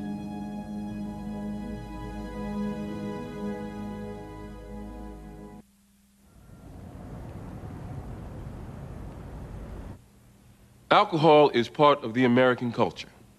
I know it. I get it. We indulge openly, proudly even. We toast at weddings. We drink to our health. We drink in front of our kids, be it eggnog at Christmas, mint julep at Kentucky Derby parties, St. Patrick's Day. And we romanticize it, don't we? Win a World Series or a Super Bowl, out comes the champagne on national television. Our best athletes, role models for physical fitness. Watch them drink. Hey, it's our culture. Like I said, I get it. But you know what? They never really warn you about the downside. 15 million Americans are alcoholics. 15 million. And the statistics, they go on and on. It's the #1 teenage drug problem, the #1 drug problem in college. 1/4 of all emergency room admissions, almost 1/3 of all suicides, 1/2 of all homicides, rapes, 1/3 of traffic fatalities, alcohol related. It is the leading cause of mental retardation, fetal alcohol syndrome. The cost to us, the taxpayer, and our economy, over $185 billion in lost productivity. Healthcare expenses, crime, car crashes, and other costs. The cost to Margaret and Joshua Berry, their son. The cost to Sheila Berry, her brother. This was a decent kid, B student, shy, good athlete, who started having a few beers with his high school buddies, who developed an addiction to a drug that ended up taking his life. This industry makes upward of $100 billion a year, a lot of it coming from kids, children, and however much they deny it, they target those kids with their advertising. They buy time on the programs these kids watch. We've all seen the ads. They're funny. Drinking is hip. It's cool. It's now. It kills. It kills. And they just take the money, a lot of it. During the course of this 3-day trial, the alcohol industry made another $1 billion. Now, we're a capitalist society. Like I said, I get it.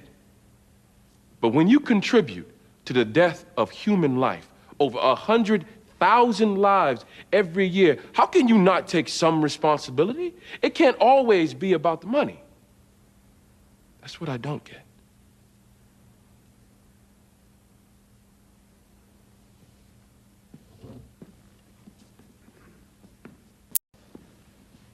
Mr. Young says we've committed fraud. He's wrong. We sell an honest product honestly. We are not tobacco. The tobacco company lied about the risks associated with smoking. The risks of drinking have been known for thousands of years, and so have the benefits. We drink with our friends to relax, to celebrate. There are social benefits to responsible drinking, and we all know it. The problem is with alcohol abuse. And the question is, what do we do about it? What we've done so far is to pass a multitude of regulations. My client has complied with every one of them. We have raised the drinking age. We've mandated warnings on every bottle of beer. We now have dram shop acts making people liable who serve alcohol. You could be sued today just for throwing a party. We have done everything humanly possible. In truth, the only thing left to do is ban alcohol. And we've already tried that once with spectacular failure. Because, as Mr. Young correctly points out, drinking is in our culture. We're always going to have that cocktail. And no jury, no act of Congress will ever prevent it. I'll say this. Mr. Young is disingenuous when he says that we're all about money, and they're not. They are in here today asking you to award them money. Well, I won't be disingenuous. We're a business. Lawsuits, judgments, they become a cost of doing business. And I don't have to tell you who that cost always gets passed back to. You can't bring back Michael Berry. I so wish you could. But all you can really do, unfortunately, is raise the price of beer. Because, like he told you, it's our culture.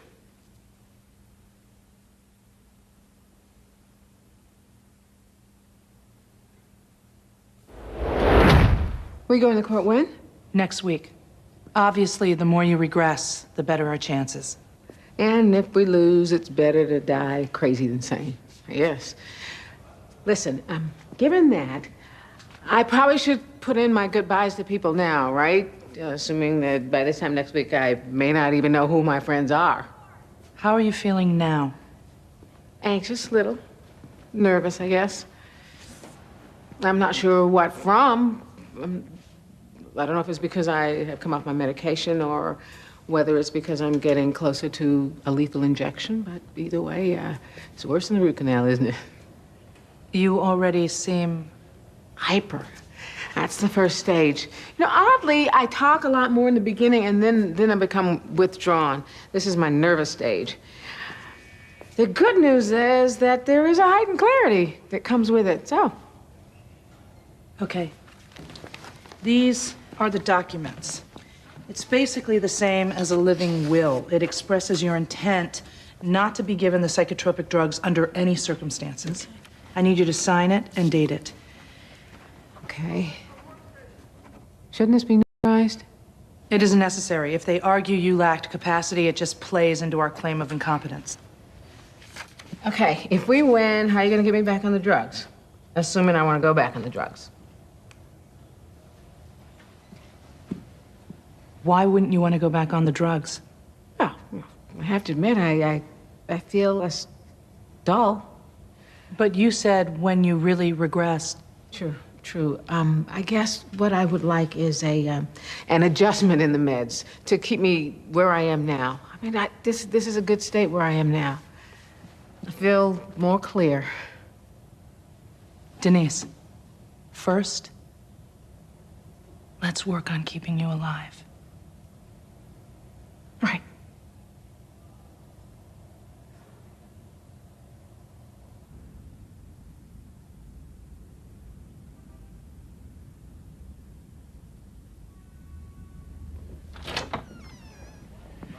Jury's back. What? They have a verdict. What's wrong? They could never have computed the damages in an hour. Which means? They didn't have to. They found no liability. Well, maybe they're just angry enough. They picked a big number and said screw 'em. Let's go. Come on.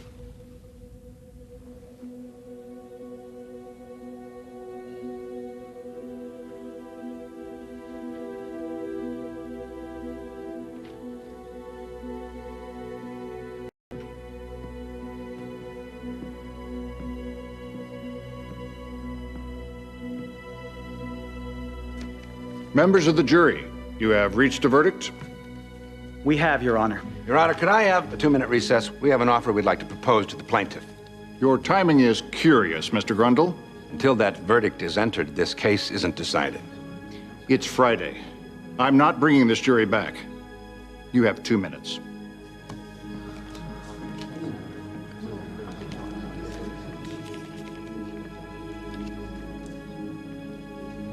I'll confer with my client. It's got a 2-minute clock, Eugene. And it's final. Excuse me. Please.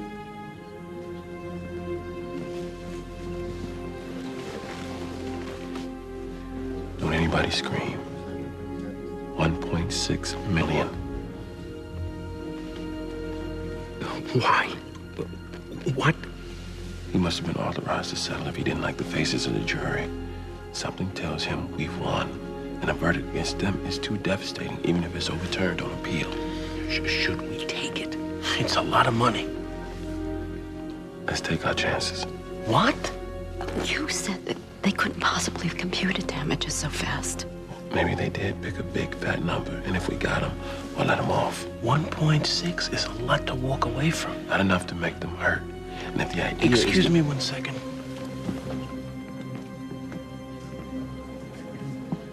What are you doing? This is a verdict that could send a message, Jimmy. We're this close. It's not about sending a message. It's about getting a result for our client. And 1.6... Those faces on those jurors. We don't know what those faces mean. I realize you may want to stick it to the alcohol industry. I'm only thinking about the client. It's got nothing... What is going on? We're divided. I think you should take it. Eugene votes to reject it. I have a feeling, that's all I can say. It's not a science. Let's hear what the jury says. Joshua. Eugene? If you want to make them pay, 1.6 is a drop in the bucket. Let's reject it.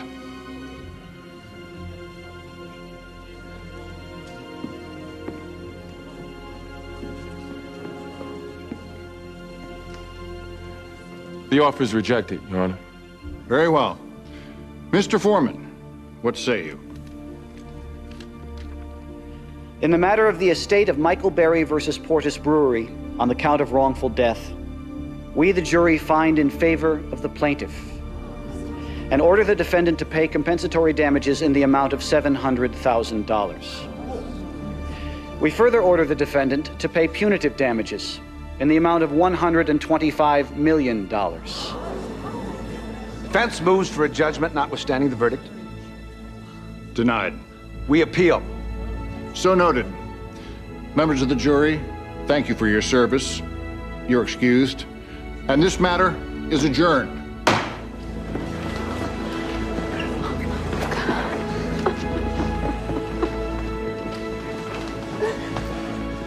This will be appealed. It'll be a long time before you see any money. But this is a good start. I don't know what to say. Neither do I.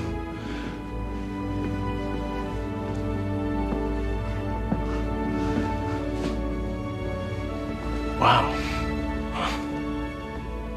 Yeah. Wow.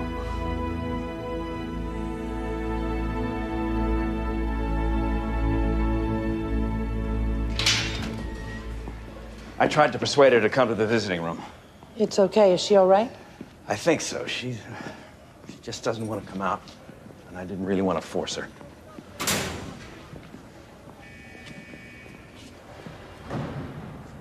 Denise?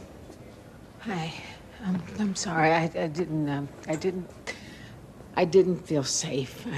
I know it's not rational, and I realize that I am just a couple of pills away from feeling better, but even so, I mean, do you mind? I feel more comfortable in here. No problem. What's the news? There is no news. I just came by to tell you that all the doctors are lined up.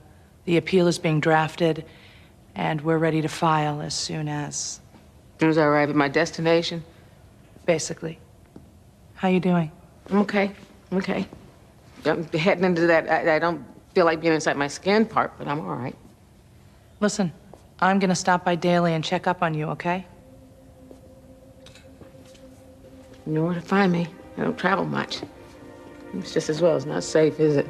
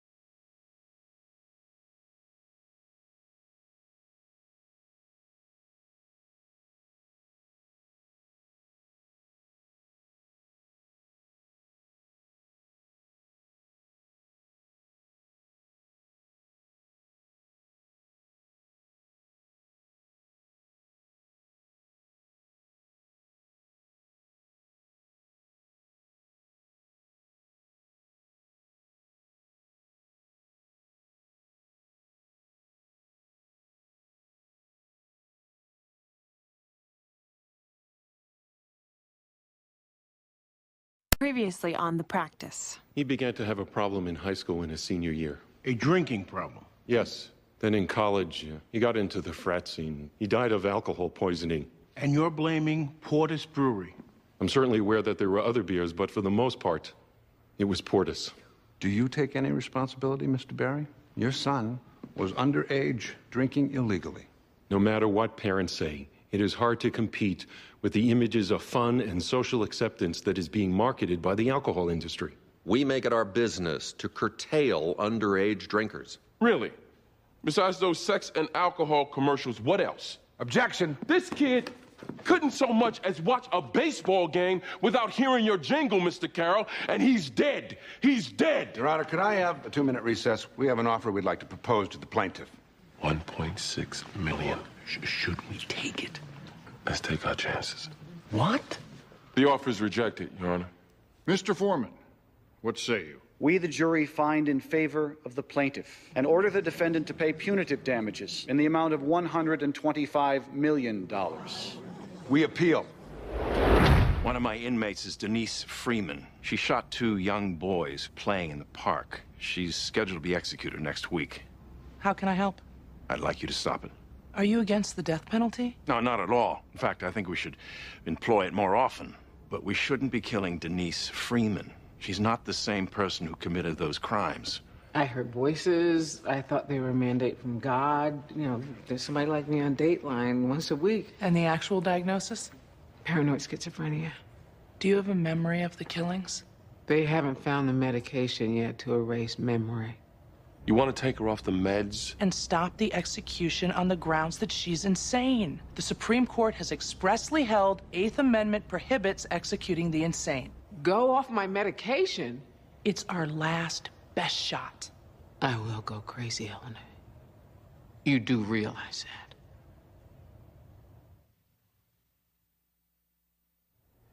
that. It's just that they would laugh, you know. Not really laugh. Ha ha ha. Because then they would get into trouble. They would get sent to the principal's office. And they all knew better. Denise, who talked? The kids. All the kids. Kids. The kids you shot?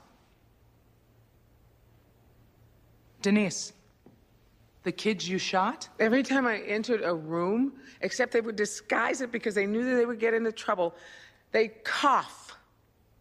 That was their plan. Sometimes they would sneeze, but usually they would cough. And that was to laugh at me. Denise, which kids? All the kids. At school. The kids at school. They'd always cough. The boys in the park, did they cough? I'm not supposed to talk about that. That's a secret. A secret between... Me and him. Who's him? He doesn't cough. You don't know who him is, but you and he entered into a secret. He talks to me from the inside. The inside of... Me!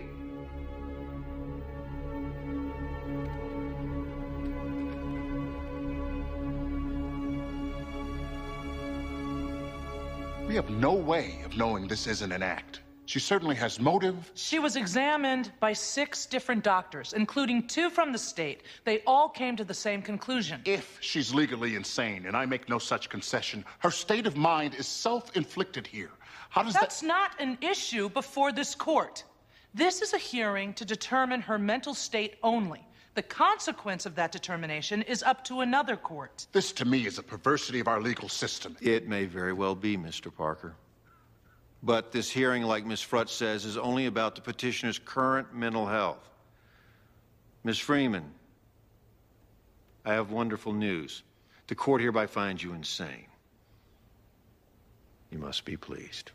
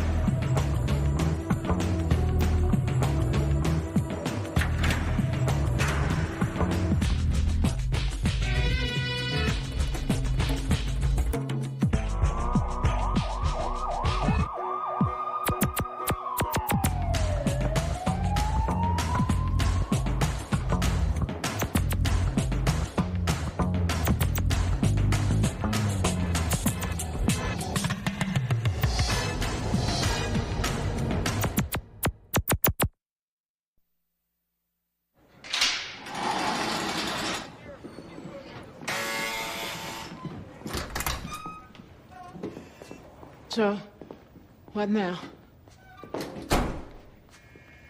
The next step is we go to the federal district court to stop the execution on the grounds that you're insane. And that's a matter of course, right? I mean, it's perfunctory. The Supreme Court has already ruled on this, right? Nothing is perfunctory. And as the Attorney General said before, the fact that your insanity is somewhat self-inflicted. When can I get back on my medication? Well, the state will try to force you back on. And under the current law, they might be able to do that. For our purposes... It's too loud. This is too loud. Hey!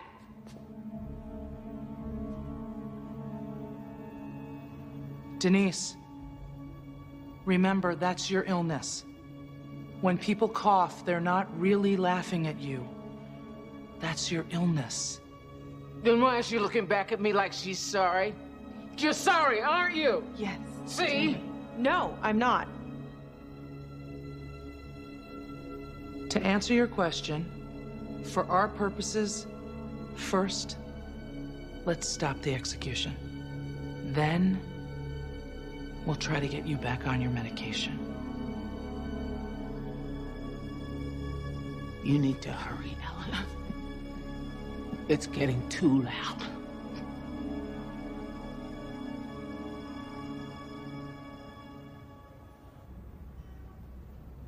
$2.5. And you're advising us to take it? I'm advising you to consider it. The verdict was $125 million. They have a motion for remitted scheduled for Wednesday. The judge will likely knock it down anyway. To 2.5? I don't know. He could even throw it out altogether. It could happen. I don't believe this. We won. Joshua, after more than 300 lawsuits and many adverse verdicts, the tobacco companies have yet to pay out a cent in individual smoker cases. It'll be the same here. If we're to get anything, it could be years. 2.5 in the hand is so much... No. Now I am angry. I stuck it out through a trial, I got a verdict, and now you are advising me to settle because the defendant won't honor that verdict. It's outrageous. I don't disagree, but... I don't need the money. I live a comfortable life. If I have to wait another 10 years, I'll do it. Joshua. I said no. If they had offered me something at the beginning, before the trial, but they offered nothing. And now, after they lose, of all the arrogance, we beat them. I will not settle for this. No, I will not.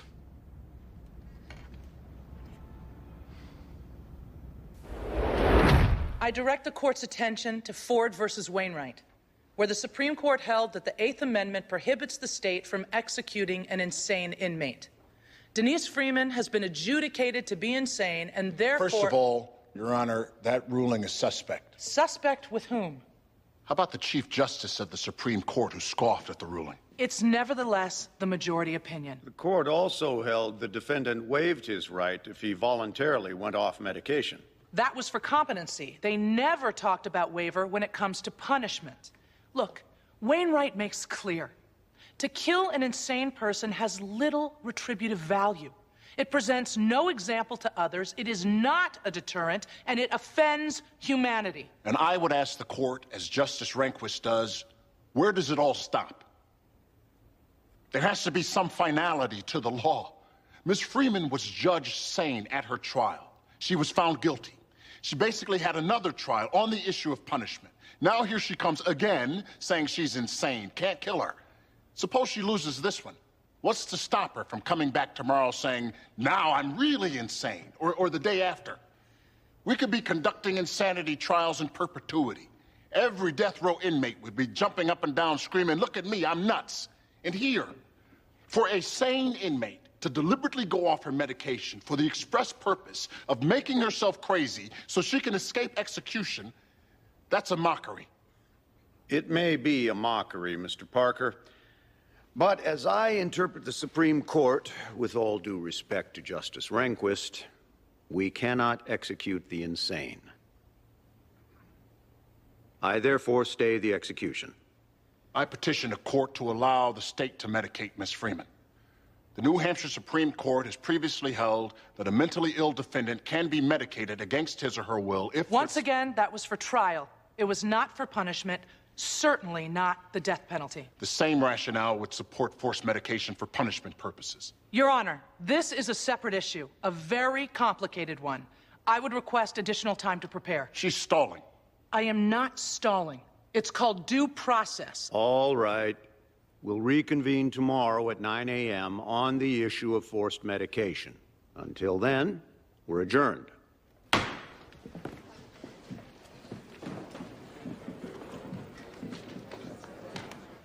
Now for the tough part. They want to force medicate you to make you sane so they can then carry out the execution. As I said before, under the current law, they may be able to do this. It's unclear. You need to stop it. I can't. I can't. It's getting worse. Explain to me what's happening. I know. I wrote myself a letter before I went off the medication. I told myself that what's happening is not really happening. So I know. It's just, I'm not feeling very well. I need...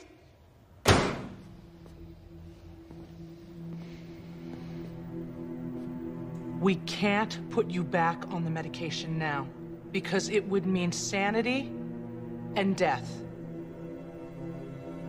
So, I need you to hang in there just a little longer.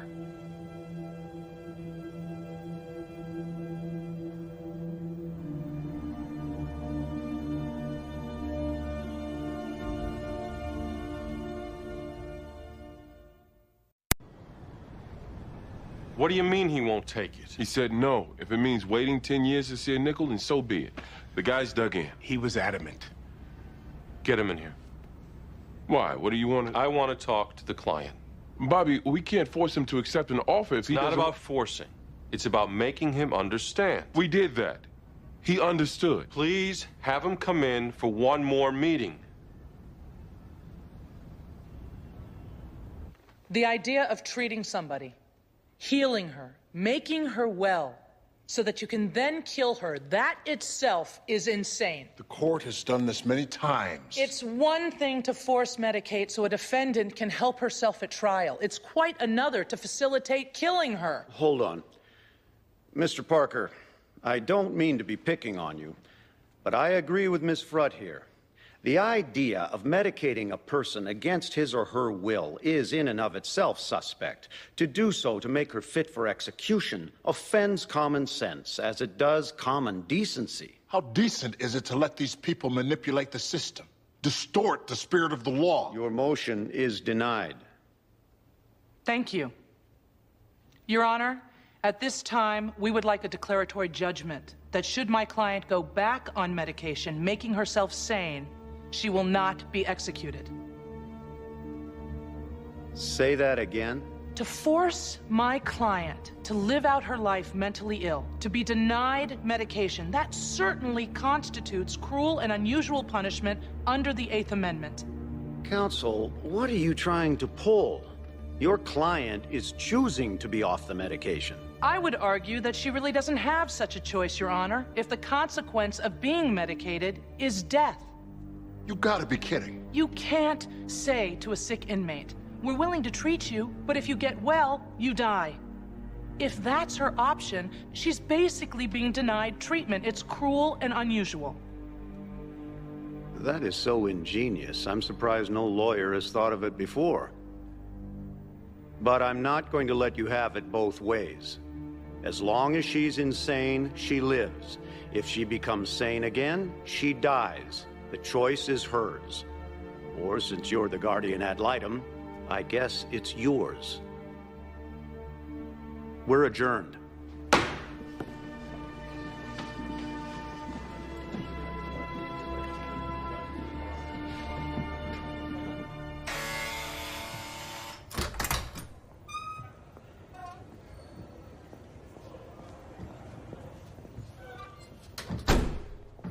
The news is good and bad. The judge ruled that they can't force medicate you. What about my pills? When can I take my pills? That's the bad news. If you go back on the medication, they'll execute you. Well, I can't stay like this. It's too loud. Denise, I'd like to work on an appeal. It's too loud. You said that you would make it stop. I will. Eleanor, it needs to be now. I can't. No! No! Then let me die. I'm choosing to be executed. It's actually not your choice. You have no capacity. Yet you said that you would make it stop. It's loud. We can at least get her to a hospital now, right? I mean, she's... Shut up! You shut up! You shut up!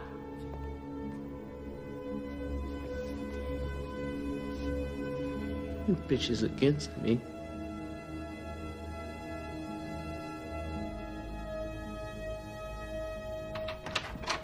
Mr. and Mrs. Berry, Bobby Donald, thanks for coming in. I'm not sure what the purpose is. Eugene tells me you want us to settle, but I've made our feelings quite clear. You're not going to get any money, Mr. Berry. Not by pursuing this. The alcohol industry... Can't afford to set a precedent of losing, yes. Eugene has already told me that. But as I told him, I don't care if I never see any money. Yes, but we do. I'm sorry? We took this case on a contingency, Mr. Berry. There's an implied contract of good faith. Good faith requires you to accept a reasonable settlement. Failure to do so may give us a cause of action against you. Bobby. $825,000 of 2.5 belongs to us, Mr. Berry. And I'm not going to let you give that away because you're too emotional. Bobby. Excuse me, Eugene. Lawsuits are about money. You hired us to get you money. We prosecuted this claim for free on a contingency. We took a chance on a back end, and now we want our payoff. What are you talking about? The choice to settle or not to settle legally belongs to you. But if you choose not to and you end up getting nothing, if we end up getting nothing, this firm will file a claim against you for $825,000. And please keep in mind, Mr. Berry, when you are the defendant, lawyers won't represent you on a contingency. Turning this settlement down will cost you. You need to be aware of that. Thank you for your time.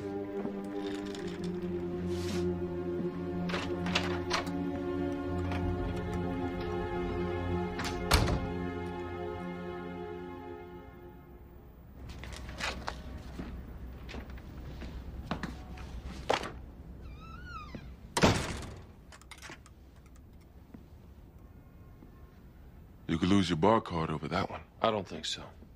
Eugene, we need cash. Threatening a lawsuit against a client to get cash? The client needed a dose of reality. Well, why didn't you tell me or Jimmy that's what you were planning? Because I was taking you off the hook. The fact that you didn't know what the meeting was about makes me the only bad guy. Well, your threat to sue is completely frivolous. I told the client as much, and he maintains his refusal to settle. We go in tomorrow on the defendant's motion to knock the verdict down. Bobby, you and I have been estranged lately. A lot of it's been over the Catholic Church. But at least we've managed to be honest with one another. So I'm going to be honest now. What you just did, it wasn't in keeping with being an ethical person. It wasn't in keeping with being an honorable lawyer. And from what I know of your faith, it wasn't in keeping with being a good Catholic. You humiliated this firm with that little performance. And more than that, you embarrassed yourself.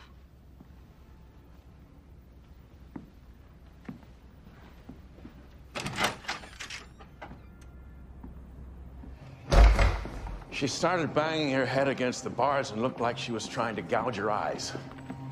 Is she sedated? Not yet. She's in restraints. She wanted to talk to you first.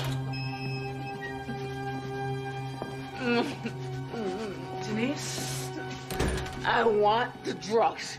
I can't live like this, Eleanor. Try to calm. Don't tell me that. I can't live like this. Denise, if you go back on the I know. I need you to listen to me.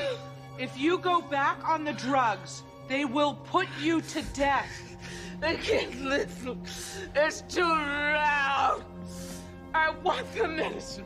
They said that it's your decision. Tell them to give it to me. I would be signing your death warrant. No!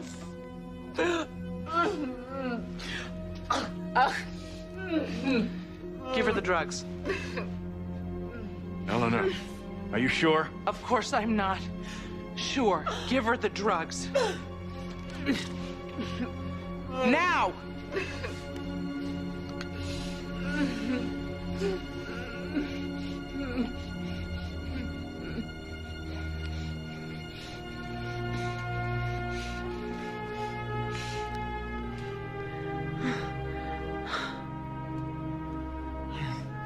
Great. I just helped kill my client.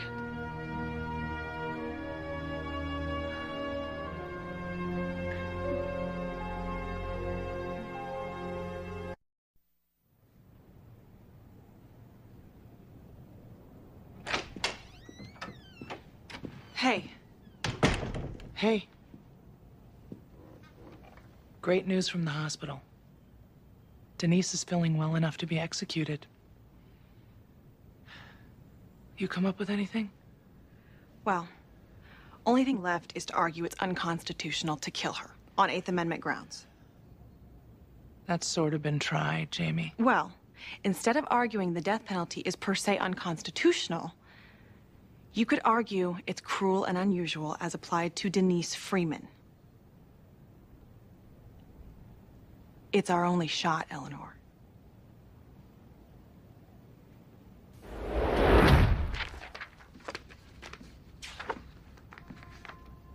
Hey. Hey. The clients had a change of heart. They agreed to settle. We chipped the number up to 3.2. We're closed. Really? What changed their minds? I guess you did. Congratulations. It's a good settlement, Jimmy. For you, maybe. For the client. Well, that would be a lucky coincidence then, wouldn't it? Don't pretend you had the client's interest in mind, Bobby. Maybe I had yours. And Rebecca's. And Eleanor's. You think it's easy running this place, Jimmy? You like taking home a salary? You want to see the books? I don't doubt in your heart you were serving the firm. But I guess I just wish when serving us, you'd consider what at heart this firm is.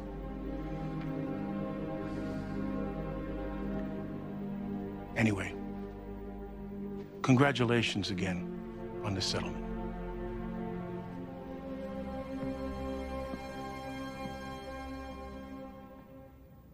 I'm sorry. You now want to challenge the constitutionality of the death penalty? As it applies to my client, yes. And the show goes on. I object to that. This is not a show. My client is scheduled to be injected with lethal poison the day after tomorrow. Your client murdered 2 young boys and has since been on a mission to manipulate the system. She is entitled to be heard, Mr. Parker. All right. Ms. Frutt, I must admit I share Mr. Parker's exasperation. Your Honor, you represent Denise Freeman's last chance at life. It is certainly within your discretion to let her die. But it would be an abuse of that discretion to do so without at least hearing from her attorney. I've done nothing but hear from you. Damn it! Say no if you want, but I would like to be heard however much it exasperates the court's patience. Speak to me like that again. You'll get a jail cell of your very own. All right. Let's go back in. I'll hear you. I need time to prepare. 9 o'clock tomorrow. Last call, counsel. I need you to pull up Furman, check the concurring opinions, see if there's any language we can make use of. Then pull up Gregg, look for any dissenting opinions. Are you holding up? I'm fine. I'm gonna go see Denise. You get the cases. I'll meet you back at the hotel. Okay.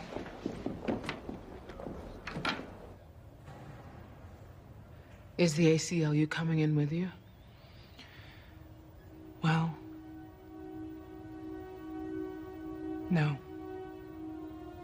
So you're going to try to overturn the death penalty all by yourself? You could go back off the medication, though I'm not even sure. I won't do that again. I either live on the meds or I die. So, Eleanor, exactly how good are you? I'm not this good. Obviously, Denise, this is the ultimate Hail Mary. I will do my very best, but we're at the end. I'm afraid so. Well, I don't know how to begin thanking you for it. We don't have to get into that. I've arranged for you to be present in court. So, one last outing. Should I try to escape?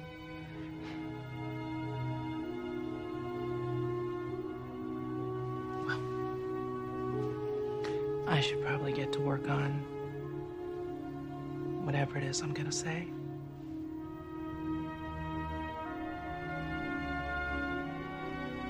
I'll see you tomorrow, okay? Okay.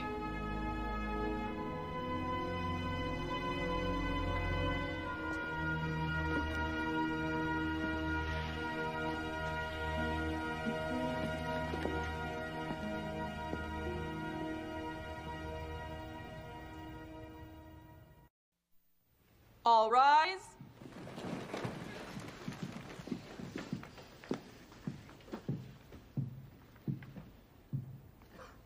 Be seated.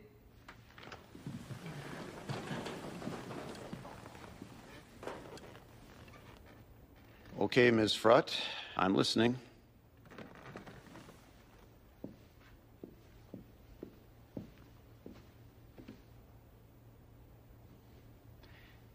Whether one agrees or disagrees with the death penalty, One does. it is reserved as punishment for the worst of criminals, the most terrible. Denise Freeman doesn't fall into that category. Of course, her acts of murder were heinous, against God and especially against two innocent young children. But Denise Freeman was mentally ill. Though judged legally sane by a jury, she clearly wasn't. She was diagnosed with paranoid schizophrenia shortly after the trial. Medication not only successfully treated this disease, but she developed into a role model offering such profound public service to others that Stephen Marshall, the warden at the Goffstown Correctional Facility, has petitioned you to save her life. Had Miss Freeman received an adequate defense, she likely... Counsel, this is neither a retrial of the facts nor your client's defense. I understand that, Your Honor. But you are permitted to consider that the finding of sanity was made by 12 laypeople, with almost no psychiatric testimony introduced on my client's behalf. You are allowed to consider that Denise Freeman was poor, that her murder trial lasted a total of 3 days, her defense taking up 1 day. You are allowed to consider that the overwhelming medical evidence found her to be insane. And as such, I would submit you are certainly allowed to conclude that Denise Freeman does not fall into the most terrible of criminals, the ones for which we reserve the penalty of death. And I would also remind the court that as horrible as these murders were, they did not involve rape or torture. There was no evidence of any physical suffering. The deaths were instantaneous. She did not act out of hatred or evil.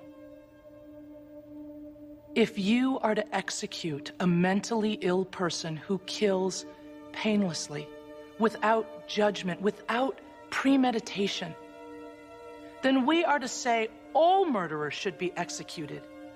And we don't say that, Your Honor. Instead, we reserve the penalty of death for the most evil, the most dastardly. Denise Freeman simply does not fall into that category, and her punishment should accordingly be reduced to life imprisonment.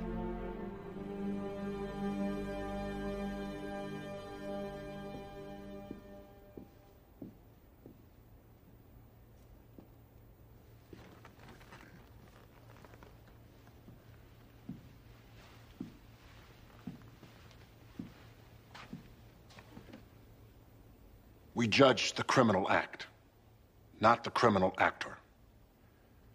When a young child is murdered, that's the most terrible of crimes. When two are murdered. This murderer was judged sane, Your Honor. Miss Frutt knows this. She's here mostly because she's against the death penalty. Objection? I say this only to put her eloquent pleas in a proper context. The commitment that she feigns towards Denise Freeman's life is inextricably bound up with her opposition to the death penalty. Mr. Parker, I'll ask you to confine your remarks to this case only. All right, Your Honor. Miss Frutt said that these crimes didn't involve much suffering. Here sit Arnold and Cindy Graham, the boy's parents. This woman was at the park that day. She saw the heads of her only two children explode. They've had to go through trials and tribulations for 8 long years, waiting for this day, for closure, only to have to come to this room to listen to a defense attorney claim that the murders weren't terrible enough. Not enough suffering, no evil at work. They've had to witness a last-minute gross distortion of our legal system where the killer goes off medication for the purpose of becoming too insane to execute. I asked before, I'll ask you again. Where does it stop? Well, when I grow up, I want to be vice president. Vice presidents get to have girlfriends, and people don't make a big deal. You're gonna have a girlfriend? Lots of them. I got that thing. Girls like it. What thing? That thing I got. Timothy Graham for VP. The candidate with thang.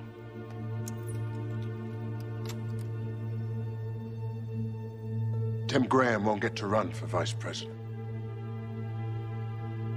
In the last 8 years, Denise Freeman got to laugh. Timothy and Ryan Graham didn't. Denise Freeman experienced joy on occasion. Timothy and Ryan didn't. Denise Freeman got to live. Timothy and Ryan didn't. Society can only express its feelings for crime by the punishment it metes out. To let her live now is to ignore and prolong the misery of these parents, and to say that the life of Denise Freeman matters more than those 2 innocent children.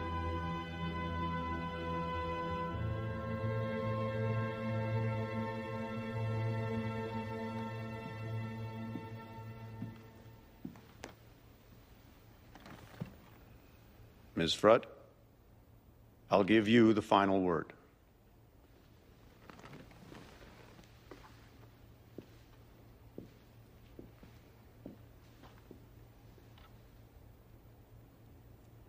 I have a 2-year-old daughter. If somebody were to shoot her dead on a jungle gym, I would not only want that person killed, I would like the satisfaction of doing it myself. I would even want that killer to suffer. It's human nature.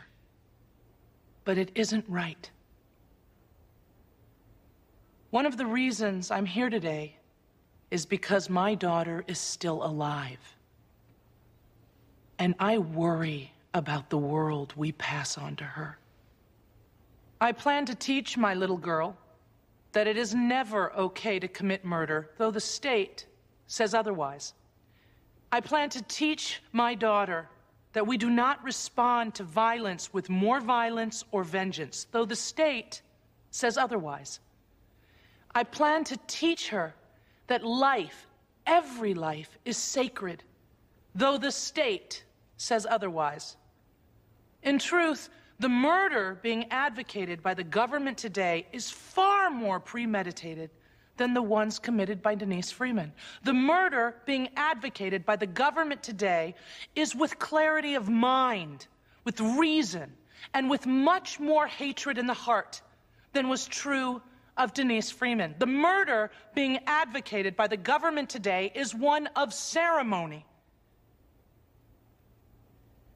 Killing Denise Freeman might bring closure for the victim's family.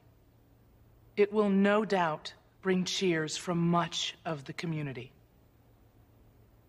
But it isn't right. When I was a kid, I memorized Clarence Darrow's closing argument on Leopold and Loeb. It's what made me want to become a lawyer. I often wondered if I'd ever have a case like that, where I would stand before a judge and ask him to spare another human being's life. I can't improve on Clarence Darrow, so I will finish with what he said. I am pleading for the future.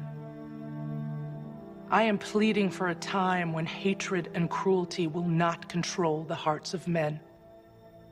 When we can learn by reason and judgment and understanding and faith that all life is worth saving, and that mercy is the highest attribute of man.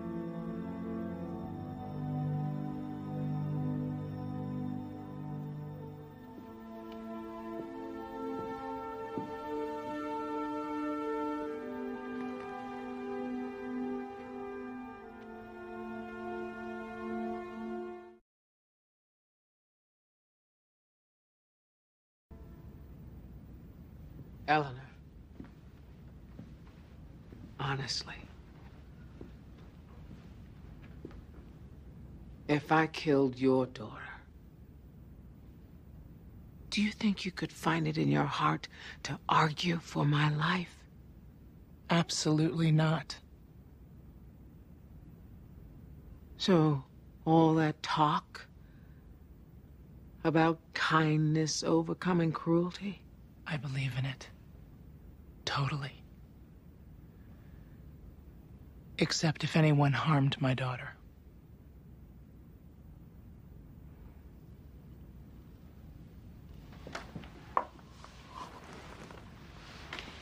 You didn't quote my favorite part. I'm sorry? Darrow's closing. He talked about how we used to hang and behead and torture and cut into pieces. All these inconceivable punishments. But then we began to evolve as a nation to a point where now we look back on those things with horror. He said the future was on his side, because one day we too would look back at capital punishment with embarrassment and shame. The future is with me, he said.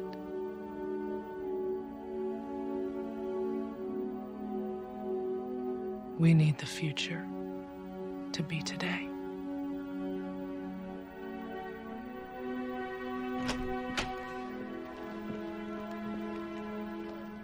Judge is coming in.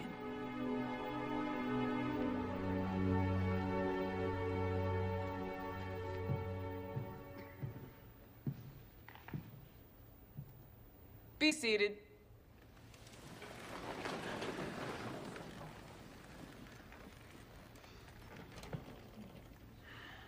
Stand up, Ms. Freeman. Ms. Frutt, as much as you'd like me to overturn the death penalty, I'm not going to do that. Anybody who murders two innocent children, I have a difficult time having that person's attorney preach to me on morality.